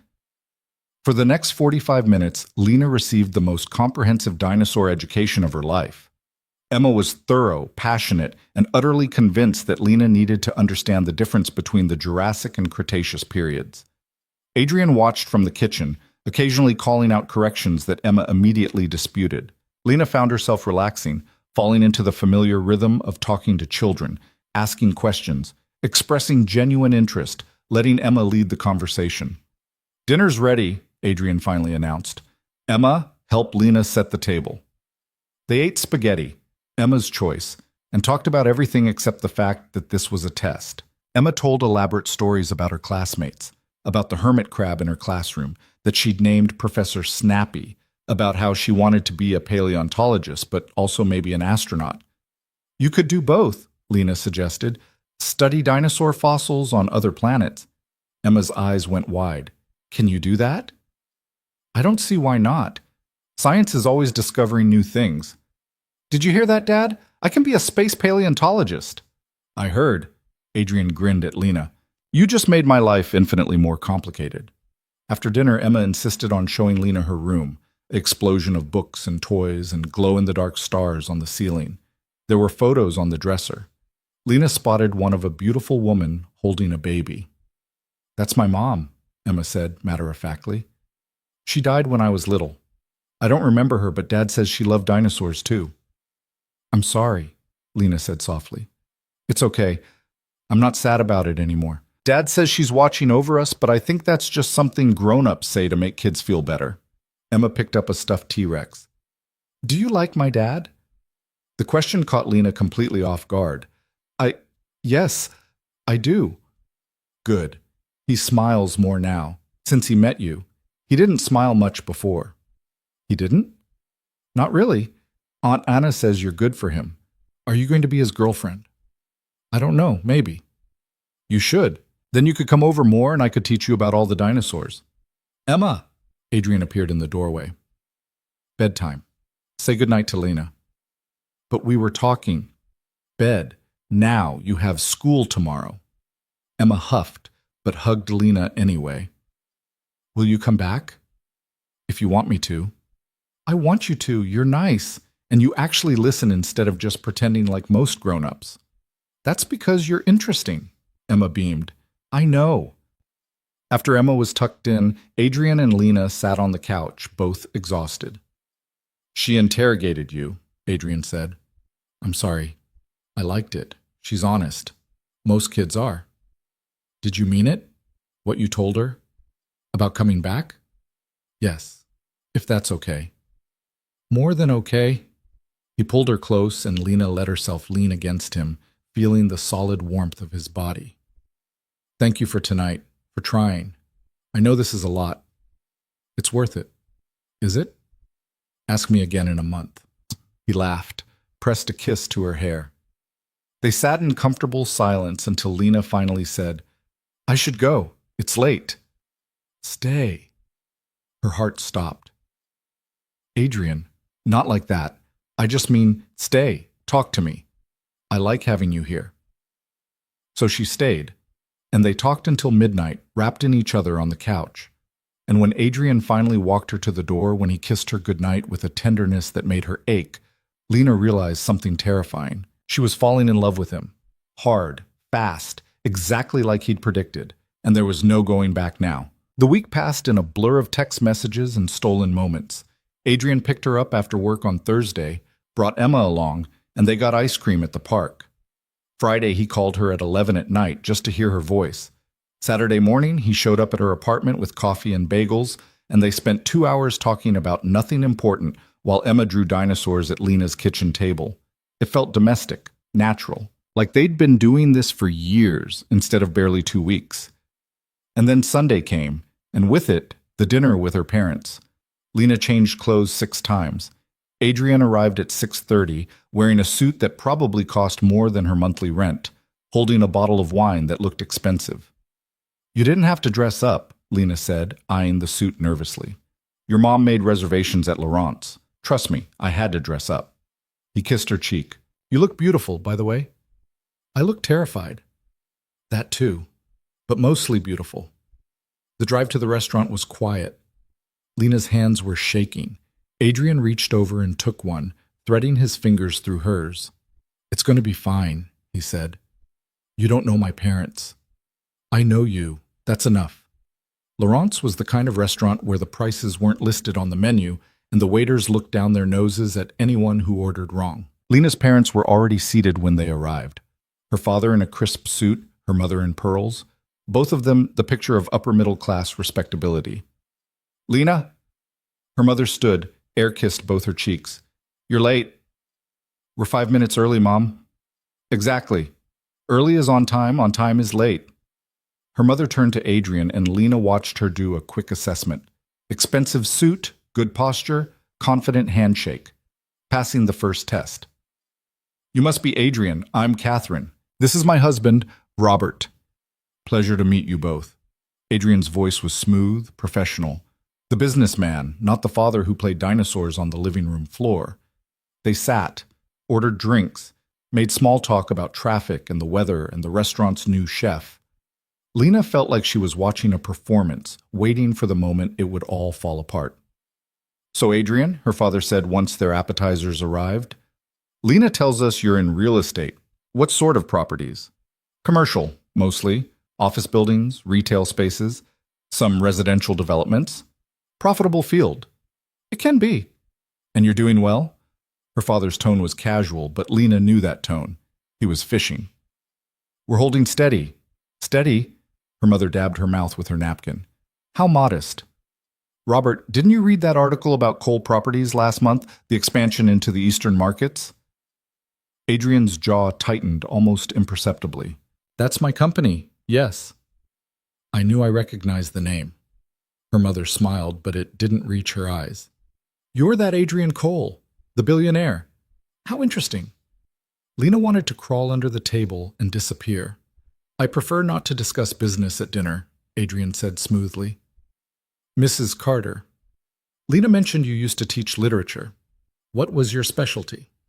Nice deflection, Lena thought, but her mother wasn't done. Victorian poetry. Though I gave it up years ago when I realized academia doesn't pay nearly as well as people think. She looked at Lena pointedly. Teaching is such a noble profession, just not a particularly lucrative one. Mom, what? I'm just stating facts. You work so hard, darling, and for what? $38,000 a year? No benefits to speak of? Meanwhile, your sister is making partner at her firm. I like my job, Lena said tightly. Of course you do. I'm not saying you don't. I'm just saying you had other options. You could have gone to law school. Could have done something more. She paused, searching for the word. Substantial. Teaching 23 children to read is substantial, Adrian said quietly. Everyone turned to look at him. It's some of the most important work anyone can do. The fact that we don't pay teachers what they're worth says more about our society's priorities than it does about the value of the work itself. Lena's mother blinked. Well, yes, of course. I wasn't suggesting. You were suggesting that Lena's career is less important because it doesn't make money, which is exactly the kind of thinking that creates income inequality and undervalues essential workers. Adrian's voice was calm, but there was steel underneath. Lena chose a career that makes a difference, that takes courage and commitment. I admire that. The table went silent. Lena stared at Adrian, her heart pounding. Her father cleared his throat. Strong opinions, he said. I believe in speaking the truth, especially when someone I care about is being dismissed. I wasn't dismissing her. With respect, Mrs. Carter, you were. Maybe you didn't mean to, but you were. Adrian set down his fork. Lena is incredible at what she does. Her students adore her. She changes lives every single day. And if you can't see that, if all you can see is a salary that doesn't meet your standards, then you're missing the point entirely. Lena had never heard anyone defend her like that. Not to her parents, not to anyone.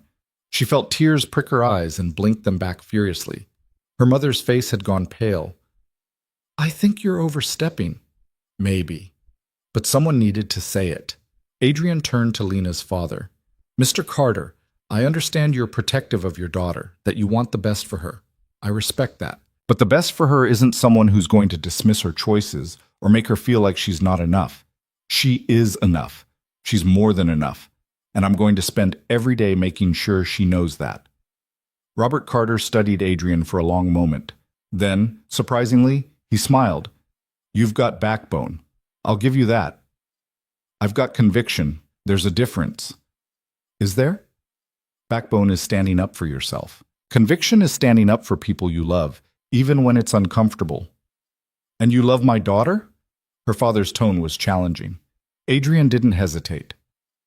I'm getting there, yes. The answer hung in the air. Lena couldn't breathe, couldn't process what he'd just said in front of her parents, in this expensive restaurant, like it was the simplest thing in the world. Well, her mother said finally, this is quite the dinner conversation. You started it, Adrian said mildly. Despite herself, Lena laughed, a short, shocked sound that made everyone turn to look at her. Sorry, she managed.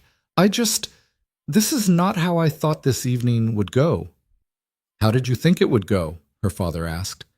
I thought you'd interrogate him about his education and his intentions and whether he's good enough for me. I didn't think he'd end up defending my career choices. Someone had to, Adrian said. He took her hand under the table, squeezed it. Your parents love you. They want the best for you. We just disagree on what that looks like. And what do you think is best for my daughter? Catherine asked, her voice sharp. Happiness. Safety.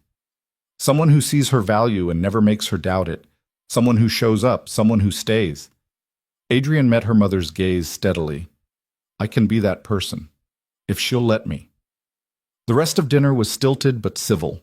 They talked about safer topics. Emma's school, the weather, upcoming holidays. Lena barely tasted her food, too aware of Adrian beside her, of the way he'd stood up to her mother without flinching. When they finally left the restaurant, Lena's parents lingering by the valet stand, Catherine pulled her aside. He's intense, her mother said quietly. I know. Are you sure about this? It's very fast, Lena. You barely know him. I know enough. Do you? Because from where I'm standing, this looks like a man who's used to getting what he wants. And right now what he wants is you. But what happens when that changes? When the novelty wears off and he realizes you come from different worlds? Maybe we do come from different worlds, but maybe that doesn't matter as much as you think it does. Her mother sighed. I just don't want you to get hurt. I know, but being safe isn't the same as being happy, and I'm tired of choosing safe. Catherine studied her daughter's face, then nodded slowly. He does look at you like you hung the moon. I'll give him that. He does. Don't sound so surprised. You're remarkable, Lena. I know I don't say it enough. I know I push you toward things you don't want, but you are. Remarkable. And if he can see that, if he really can, then maybe I'm wrong about him. It was the closest to approval Lena had ever gotten from her mother. She hugged her quickly, fiercely, then went to find Adrian. He was standing by his car, talking to her father. Both men looked serious. Lena's stomach dropped. "Everything okay?" she asked, approaching cautiously. "Fine," her father said. "I was just telling Adrian that if he hurts you, I know people who know people." "Dad, I'm joking, mostly."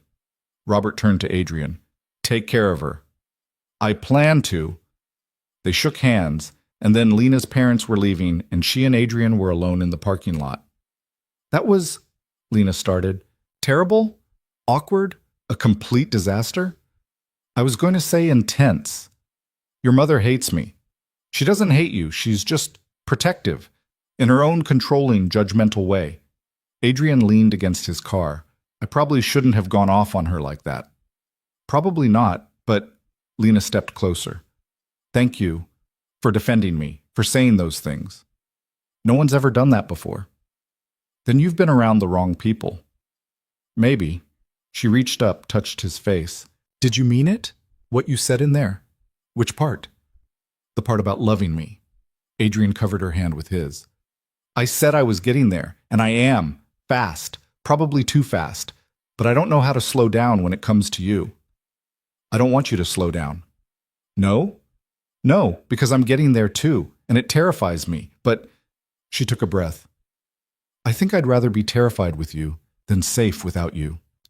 He kissed her then, in the parking lot of an overpriced French restaurant, and Lena felt something shift inside her.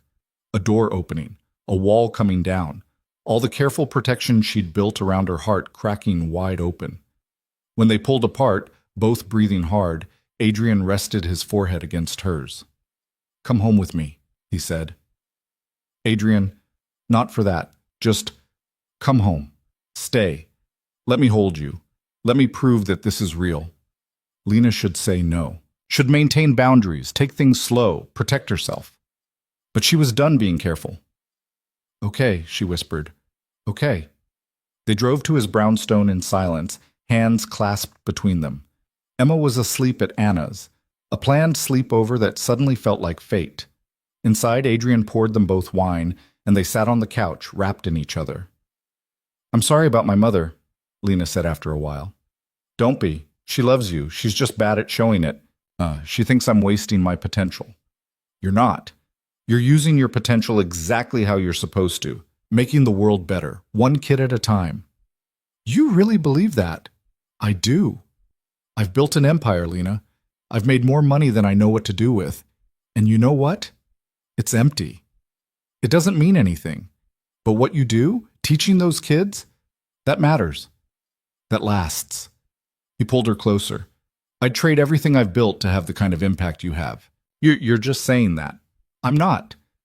Emma's teacher, Mrs. Rodriguez, she's the reason Emma loves learning. She's the reason my daughter reads above grade level and asks questions about everything and thinks she can be whatever she wants to be. That's power, Lena. Real power. The kind money can't buy." Lena felt tears slip down her cheeks. Adrian wiped them away gently. "Why are you crying?" "Because nobody's ever understood before. My parents, my friends, they all act like I'm settling, like I gave up on my dreams. But teaching was always the dream, helping kids, making a difference. And you get it. You actually get it." "Of course I get it. I watch you light up when you talk about your students. I see the drawings they make you. I hear the way you talk about them, with so much love and patience and hope. How could I not get it?" They stayed like that for a long time, just holding each other. Eventually, Adrian carried her upstairs to his bedroom, a space that was clearly his, masculine and clean, with photos of Emma on the dresser and books stacked on the nightstand. They lay down together, fully clothed, and Adrian wrapped himself around her like he was trying to memorize her shape. "I'm falling in love with you," he said into the darkness. "I know it's too soon. I know we barely know each other, but I can't help it. You make me feel alive again." Lena's heart hammered against her ribs.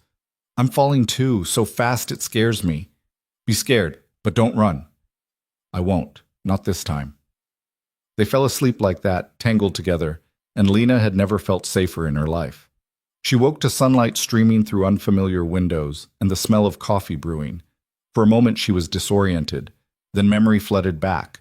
Dinner, her parents, Adrian defending her, coming home with him. She patted downstairs in one of his t-shirts, which he must have left out for her while she slept. Adrian was in the kitchen, making pancakes, still in his dress pants from last night, but shirtless. "Morning," he said, looking up. His eyes went dark seeing her in his shirt. "Coffee?" "Please." He poured her a cup, kissed her temple as he handed it to her. "Sleep okay?" "Better than I have in years." "Good." He flipped a pancake.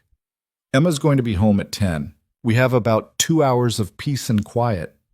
"What should we do with 2 hours?" Adrian set down the spatula, pulled her close. "I can think of a few things." They didn't make it through breakfast. Later, lying in his bed with the sheets tangled around them, Lena felt more content than she'd ever been. Adrian traced patterns on her shoulder, his touch gentle. "I have to tell you something," he said quietly. Her stomach dropped. "Okay." "I have a business trip next week. 3 days in Chicago. I can try to reschedule, but..." "Don't. Go. Do your job." "I don't want to leave you." "It's 3 days, Adrian. I'll survive." "Will you?" He rolled to face her. "Because I'm not sure I will." "That's dramatic." "I'm serious. I've gotten used to seeing you every day, hearing your voice, having you in my life. 3 days feels like forever." "Then we'll make it work. Video calls, text messages, whatever it takes." "Come with me." Lena blinked. "What?" "Come with me. To Chicago. Take a few days off work. We'll make it a trip. I'll do my meetings, and when I'm done, we'll explore the city. Together." "I can't just take off work." "Why not?" "You have personal days, don't you?" "Yes, but..." "But what? What's stopping you?" Lena sat up, pulling the sheet around herself. "It's irresponsible. I can't just abandon my students for a trip to Chicago." "It's 3 days. They'll have a substitute. They'll be fine." "You don't understand. I've never taken a personal day that wasn't for sickness. I've never just taken off. For fun." "Then it's time you did." Adrian sat up beside her. "Lena, you spend your whole life taking care of other people. Your students, your parents, everyone. When do you take care of yourself?" She didn't have an answer. "Come with me. Please. Let me show you Chicago. Let me prove that you're allowed to put yourself first sometimes." She wanted to. Wanted it so badly it ached. But years of being responsible, of putting duty first, held her back. "I'll think about it," she said finally. "That's not a no. It's not a yes either." "I'll take it." He kissed her softly. "Think about it. And whatever you decide, I'll respect it. But I hope you say yes." Emma came home at 10, bursting with energy and stories about her sleepover. She stopped short when she saw Lena at the kitchen table. "Did you stay over?" Emma asked, her eyes wide. Yes," Lena said, feeling her face heat. "Cool. Does that mean you're Dad's girlfriend now?" "Emma?" Adrian started. "What? I'm just asking." Emma climbed into the chair next to Lena. "Are you?" Lena looked at Adrian, who was watching her with an expression she couldn't quite read. "I guess I am. Yes." Emma punched the air. "Yes. Aunt Anna owes me $5. I said you'd be official by this week, and she said it would take longer." "You bet on us?" Adrian asked, amused. "Duh. Aunt Anna bets on everything." Emma turned back to Lena. "Can you stay for lunch? Dad's making grilled cheese. It's the only thing he can make that doesn't burn." "Hey," Adrian protested. "It's true, and you know it." Lena laughed, and just like that, the awkwardness dissolved. They spent the afternoon together. Lunch, a walk to the park, Emma teaching Lena about different types of rocks she'd collected. It felt domestic, natural. It felt like family. That night, after Emma went to bed, Adrian walked Lena to her car. "Think about Chicago," he said, pulling her close. "I want to show you the city. Want to wake up next to you. Want to prove that you're allowed to be spontaneous." "I'm not spontaneous." "I know. That's why you need this trip." He kissed her forehead. "Say yes, Lena Carter. Be brave." She drove home with his words echoing in her head. Be brave. When had she stopped being brave? When had she let fear and responsibility become the same thing? That night she lay in bed, staring at the ceiling, and made a decision. The next morning she called her principal. "I need to request 3 personal days," she said, her heart pounding. "Next week, Monday through Wednesday." There was a pause. Is everything all right, Lena? Yes, I just, I need some time. Of course. I'll arrange for a substitute. Enjoy your time off. It was that simple, that easy. And Lena felt something like freedom settle in her chest. She texted Adrian, I'm coming to Chicago. His response was immediate. Best message I've ever received. I'll book the tickets. I can pay for my own ticket. I know you can, but I want to do this. Let me. Please. Lena hesitated, then typed, Okay, thank you, for being brave, for saying yes, for everything. She smiled at her phone, feeling giddy and terrified and completely out of her depth. But for once in her life, she didn't care. She was done being careful, done playing it safe. She was going to jump, and she was going to trust that Adrian would catch her. And if he didn't, if this all fell apart and she got hurt, at least she'd know she'd been brave enough to try. The week leading up to Chicago felt like holding her breath. Lena went through the motions at school, teaching, grading, smiling at parents, but her mind was elsewhere. On Adrian, on the trip, on the fact that she was doing something completely out of character, and it felt both terrifying and right. Friday afternoon, her last day before leaving, one of her students' mothers cornered her after pickup. Miss Carter, I wanted to thank you, the woman said, clutching Lena's hand. Tyler's been struggling with reading all year, and this week he finished his first chapter book. He was so proud. You did that. Lena felt her throat tighten. Tyler did that. I just helped. You made him believe he could. That's everything. After the mother left, Lena sat alone in her classroom, looking at the artwork on the walls, the books on the shelves, the alphabet cards she'd made by hand. This was her world. Small, maybe. Modest. But it mattered. It was enough. Her phone buzzed. Adrian, picking you up at 6 tomorrow morning, pack light. And bring something fancy. I have plans for Saturday night. What kind of plans? The kind you'll like. Trust me, I'm starting to think I trust you too much. Impossible. You don't trust me nearly enough yet. But you will. That night, Lena packed and repacked her suitcase 3 times. What did you bring to Chicago with a billionaire? She'd never been someone who cared about clothes, but suddenly every item in her closet felt wrong. Too casual. Too cheap. Too much like herself.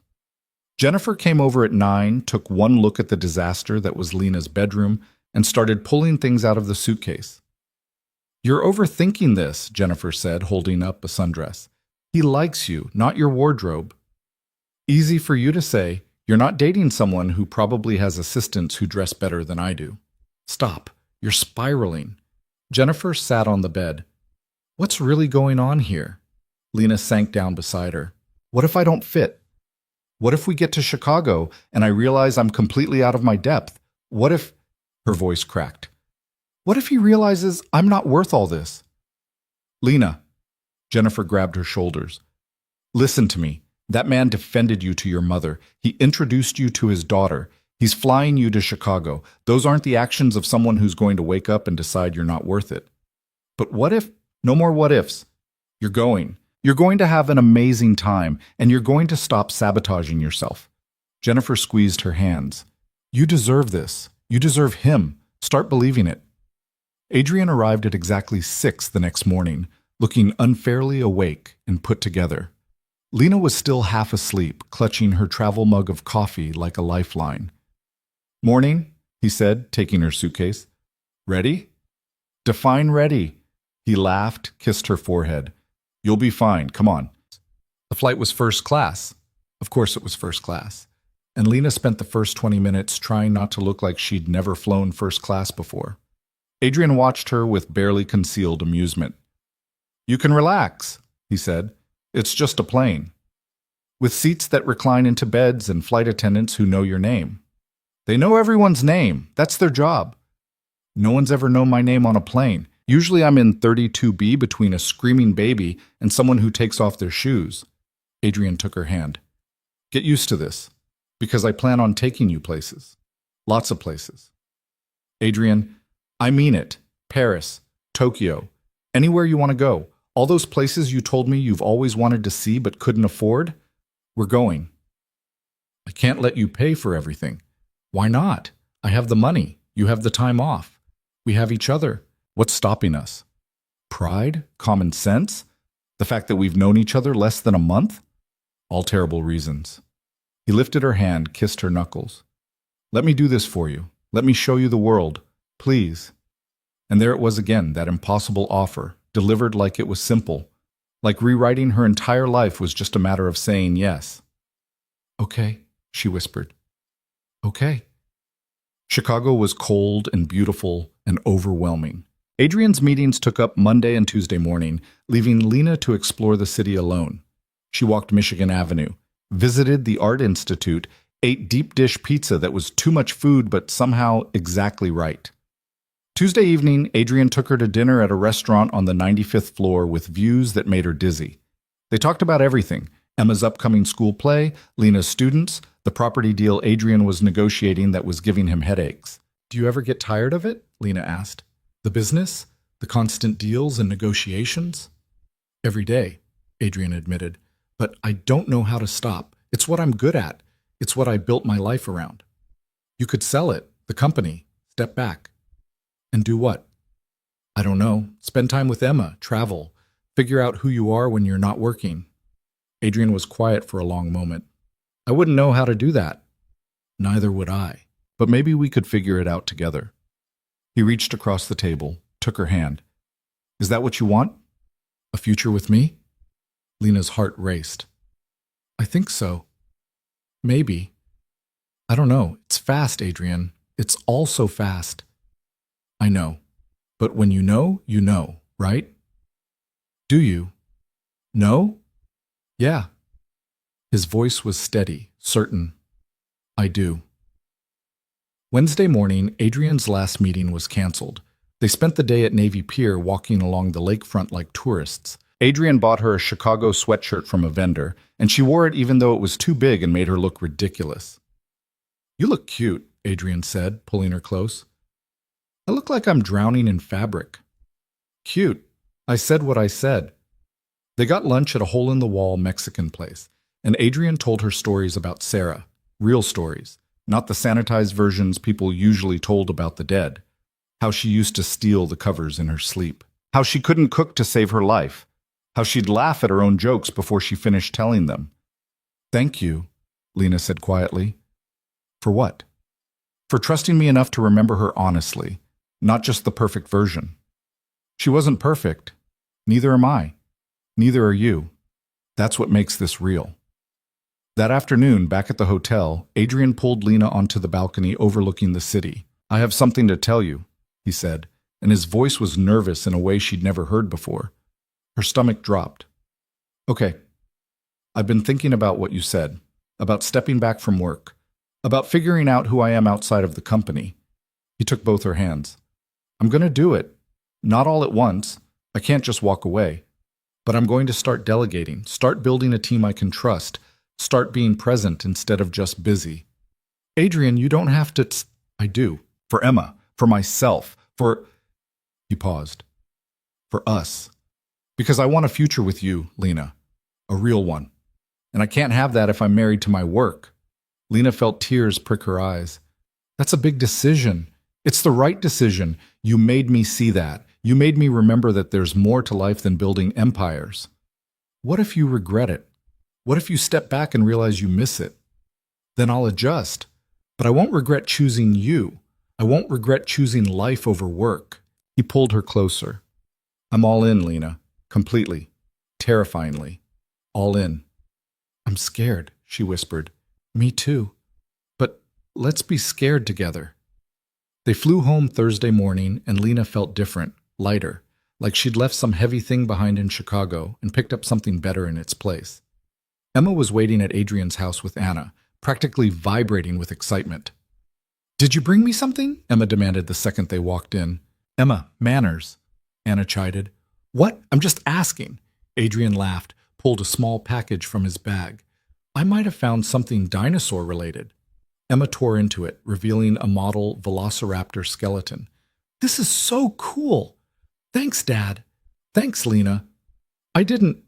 She helped me pick it out, Adrian said smoothly. It was a joint effort.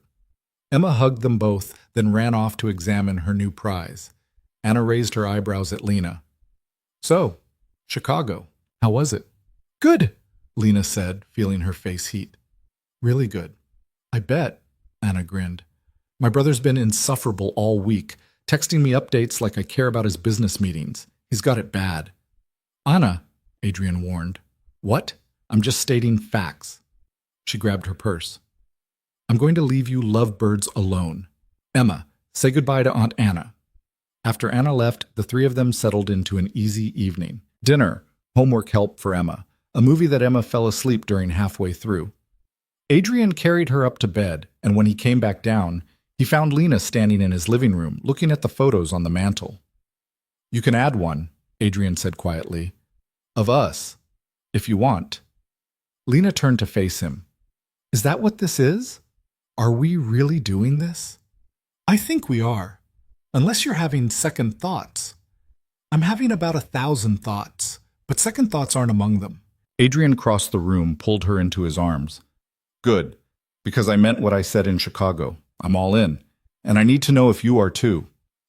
Lena looked up at him, this man who'd walked into her life 3 weeks ago and turned everything upside down. This man who defended her, who challenged her, who made her believe she was worth choosing. I'm all in, she said. Completely terrified, but all in. He kissed her then, deep and slow, and Lena felt the last of her walls crumble. This was real. This was happening. This was her life now. The next few weeks fell into a pattern. Lena taught, Adrian worked from home more, and they spent every available moment together. Emma started calling Lena by her first name without the Miss prefix, which felt significant. Rachel called to check in and seemed genuinely happy. Even Lena's mother sent a grudging text. Your father likes Adrian. High praise. It felt almost too perfect. Too easy. And Lena kept waiting for the other shoe to drop. It dropped on a Tuesday. Lena was leaving school when she saw him. Elliot. Standing next to her car, holding flowers. Her stomach turned to ice. Lena, he said as she approached.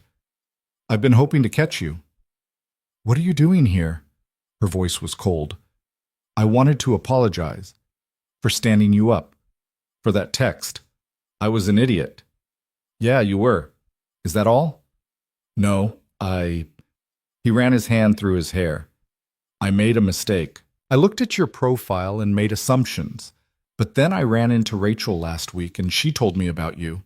About your work, your students, the kind of person you are. And I realized I screwed up. Big time. Okay. Apology noted. I need to go. Wait. He stepped in front of her. Give me another chance. Let me take you to dinner. Let me prove I'm not the jerk who sent that text. I'm seeing someone. Rachel mentioned. But it's new, right? You barely know him. It might not work out. Lena felt anger flare, hot and sharp. You don't know anything about my relationship. I know you deserve someone who shows up, someone who appreciates you, someone who sees my value from the start, someone who doesn't need my sister to convince him I'm worth his time. Lena stepped closer, and Elliot actually backed up. You had your chance, Elliot. You chose not to take it. You don't get to come back now and act like you're doing me a favor. Lena, I'm trying to make yourself feel better. I know, but I don't care about your guilt or your second thoughts. I care about people who show up, who stay, who choose me first, not as a backup plan. She moved around him to her car. Lose my number, lose my address, and don't ever show up at my workplace again. She got in her car and drove away, hands shaking on the wheel. She made it 2 blocks before she had to pull over, her heart racing. Her phone rang, Adrian's name on the screen. Hey, she answered, trying to keep her voice steady. Hey, you sound weird. Everything okay? Yeah, no, I don't know. She took a breath. Elliot showed up at my school. The guy who stood me up. He wanted to apologize, wanted another chance. Silence. Then, carefully, what did you say? I told him to leave, that I was with someone, that he missed his chance. And how do you feel about that? Good, right, like I made the correct choice. She paused, but also confused, because a month ago I would have said yes. I would have been so grateful that someone wanted a second chance with me that I would have ignored every red flag. And now? Now I know what it feels like to be someone's first choice, and I'm not going back to being an option. She could hear the smile in Adrian's voice. I'm proud of you. For what? For knowing your worth, for not settling, for choosing yourself. I'm choosing you too. I know. That's what makes it perfect. Lena drove to Adrian's house, let herself in with the key he'd given her last week. Emma was at a friend's house, so it was just the two of them. Adrian pulled her close the moment she walked in. Tell me what you need, he said. Just this. You, here. They sat on the couch, Lena tucked against his side, and she told him everything. About Elliot's flowers, his apology, the way he'd made it sound like he was doing her a favor. About how a month ago she might have believed him. But you don't now, Adrian said. It wasn't a question. No, because I finally understand the difference between someone who wants me when it's convenient and someone who wants me, period. You know what I love about you? Adrian said quietly. What? You're finally starting to see yourself the way I see you, strong, valuable, someone worth fighting for. He kissed her temple. That's all I've ever wanted. For you to know your worth.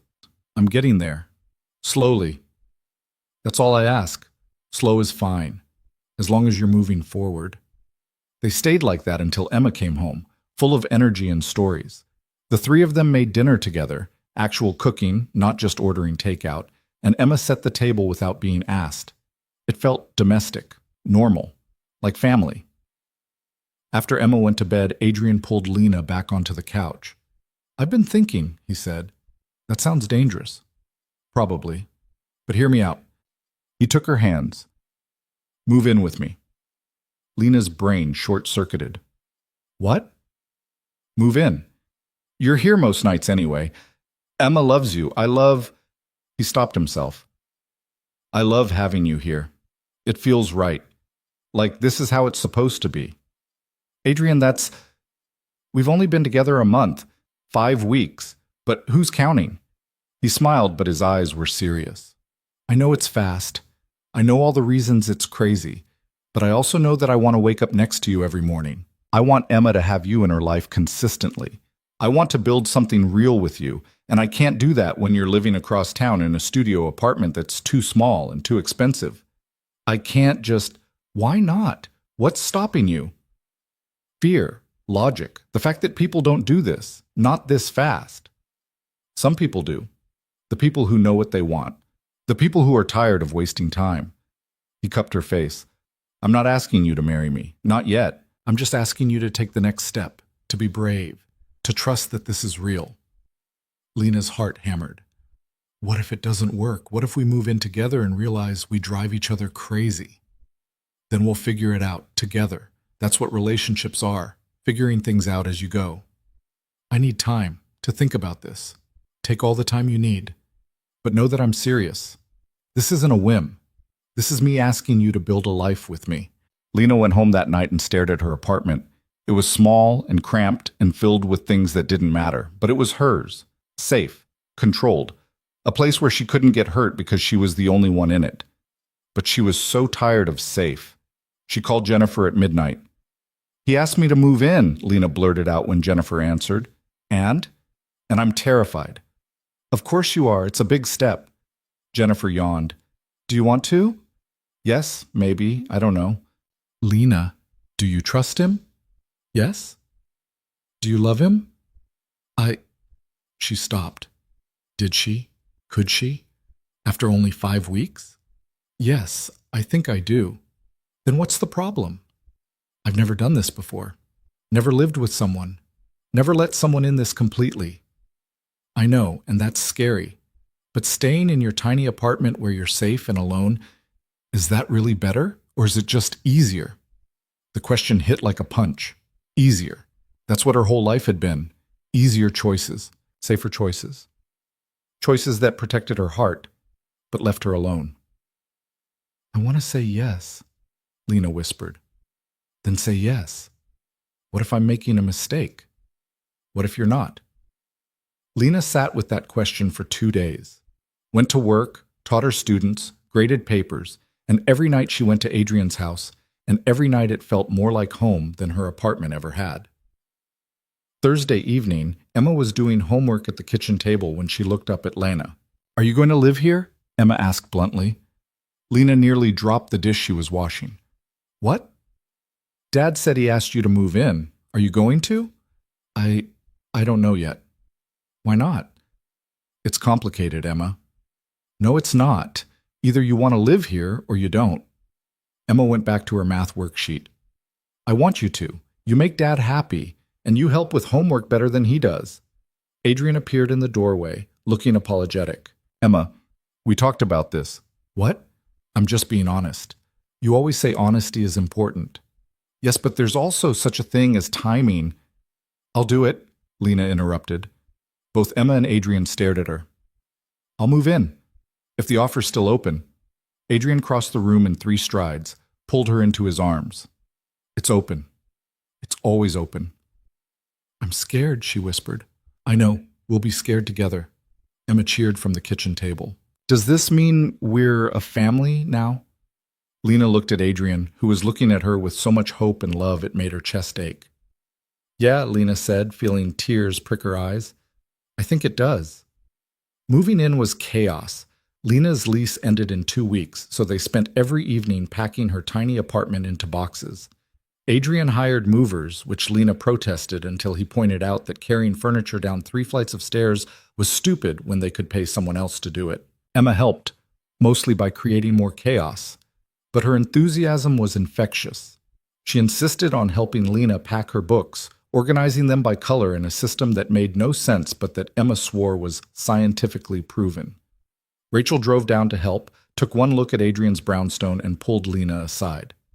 You're really doing this, she said. I'm really doing this. Are you sure? No, but I'm doing it anyway. Rachel hugged her fiercely. I'm proud of you for being brave, for choosing happiness over safety. You sound like Jennifer. Jennifer's smart. You should listen to her more. The day Lena officially moved in, Adrian made pancakes for breakfast, and Emma made a welcome sign that was covered in glitter and dinosaur stickers. It was ridiculous and perfect, and Lena cried when she saw it. I told you she'd cry, Emma said to Adrian. You did. You were right. That night, after Emma was in bed, Adrian and Lena stood in their bedroom, shared space, shared life. No regrets? Adrian asked. 1,000 fears, 0 regrets. Good. He pulled her close. I know this is fast, I know it's crazy, but I've never been more sure of anything. Even with all my baggage, all my insecurities, especially with those, because they make you human, real, and I don't want perfect, I just want you. Lena kissed him, deep and slow, pouring everything she couldn't say into it. When they pulled apart, both breathing hard, she rested her forehead against his. I love you, she said. I'm terrified to say it, but I do. I love you. Adrian's smile could have lit the city. I love you too. Have since that first night at Marcello's when you looked like you wanted to disappear and I wanted to make you stay. That's dramatic. That's true. They fell into bed together, wrapped in each other, and Lena had never felt more at home. The next few months were adjustment, learning to share space, to navigate schedules, to be part of a family. It wasn't perfect. They fought about stupid things like who forgot to buy milk and whether Emma could watch TV before homework. But they figured it out. Together. Lena's students noticed the change in her. She was lighter, happier, more present. Several parents commented on it at conferences. You're glowing, one mother said. What's your secret? No secret, just happy. Adrian did what he'd promised, started delegating at work, hiring a management team he could trust, spending more time at home. He coached Emma's soccer team, even though he knew nothing about soccer.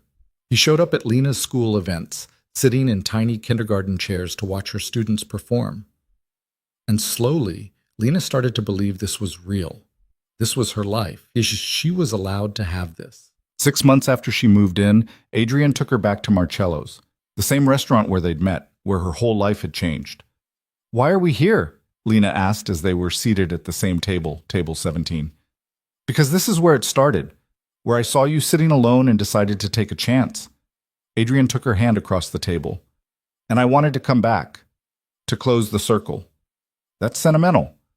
I'm a sentimental guy. Deal with it. They ordered the same food they'd had that first night, talked and laughed and remembered. And then, as dessert arrived, Adrian got down on one knee. Lena's heart stopped. I know it's been fast, Adrian said, pulling out a ring box. I know we've only been together 8 months. I know all the logical reasons to wait, but I also know that I want to spend the rest of my life with you. I want to wake up next to you every morning. I want to raise Emma with you. I want to build something real and lasting and true. So, Lena Carter, will you marry me? Lena was crying, hands shaking, heart about to burst out of her chest.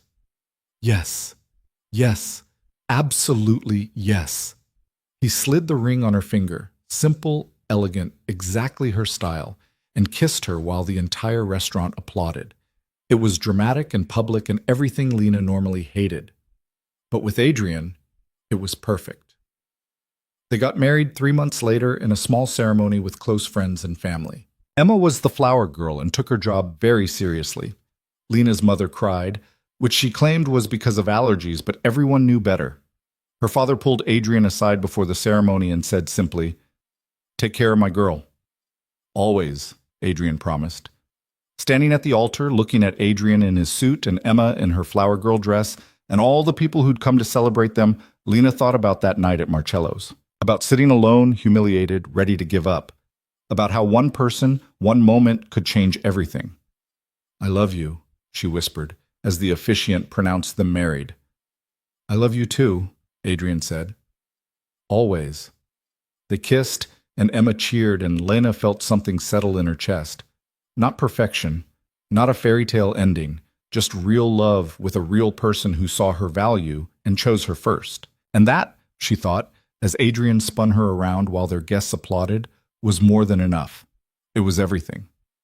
Years later, when people asked how they met, Lena would laugh and say it was a disaster that turned into destiny. Adrian would add that he knew the moment he saw her that she was worth fighting for. Emma would roll her eyes and say her parents were embarrassingly romantic, but that she guessed it was kind of sweet. And Lena would think about that scared woman sitting alone in a restaurant, feeling invisible and unwanted. She'd think about how close she'd come to walking away, to giving up, to accepting that she wasn't worth showing up for. And she'd be grateful, endlessly, impossibly grateful, that Adrian Cole had been sitting at that bar, that he'd seen her, that he'd chosen to stay. Because sometimes, when you stop protecting yourself long enough to be vulnerable, when you're brave enough to believe you deserve more, that's when real love finds you. Not perfect love, not easy love, but real love. The kind that shows up, the kind that stays, the kind that looks at you on your worst day and says, "You're worth it." And that kind of love, Lena had learned, was worth every risk, worth every fear, worth everything.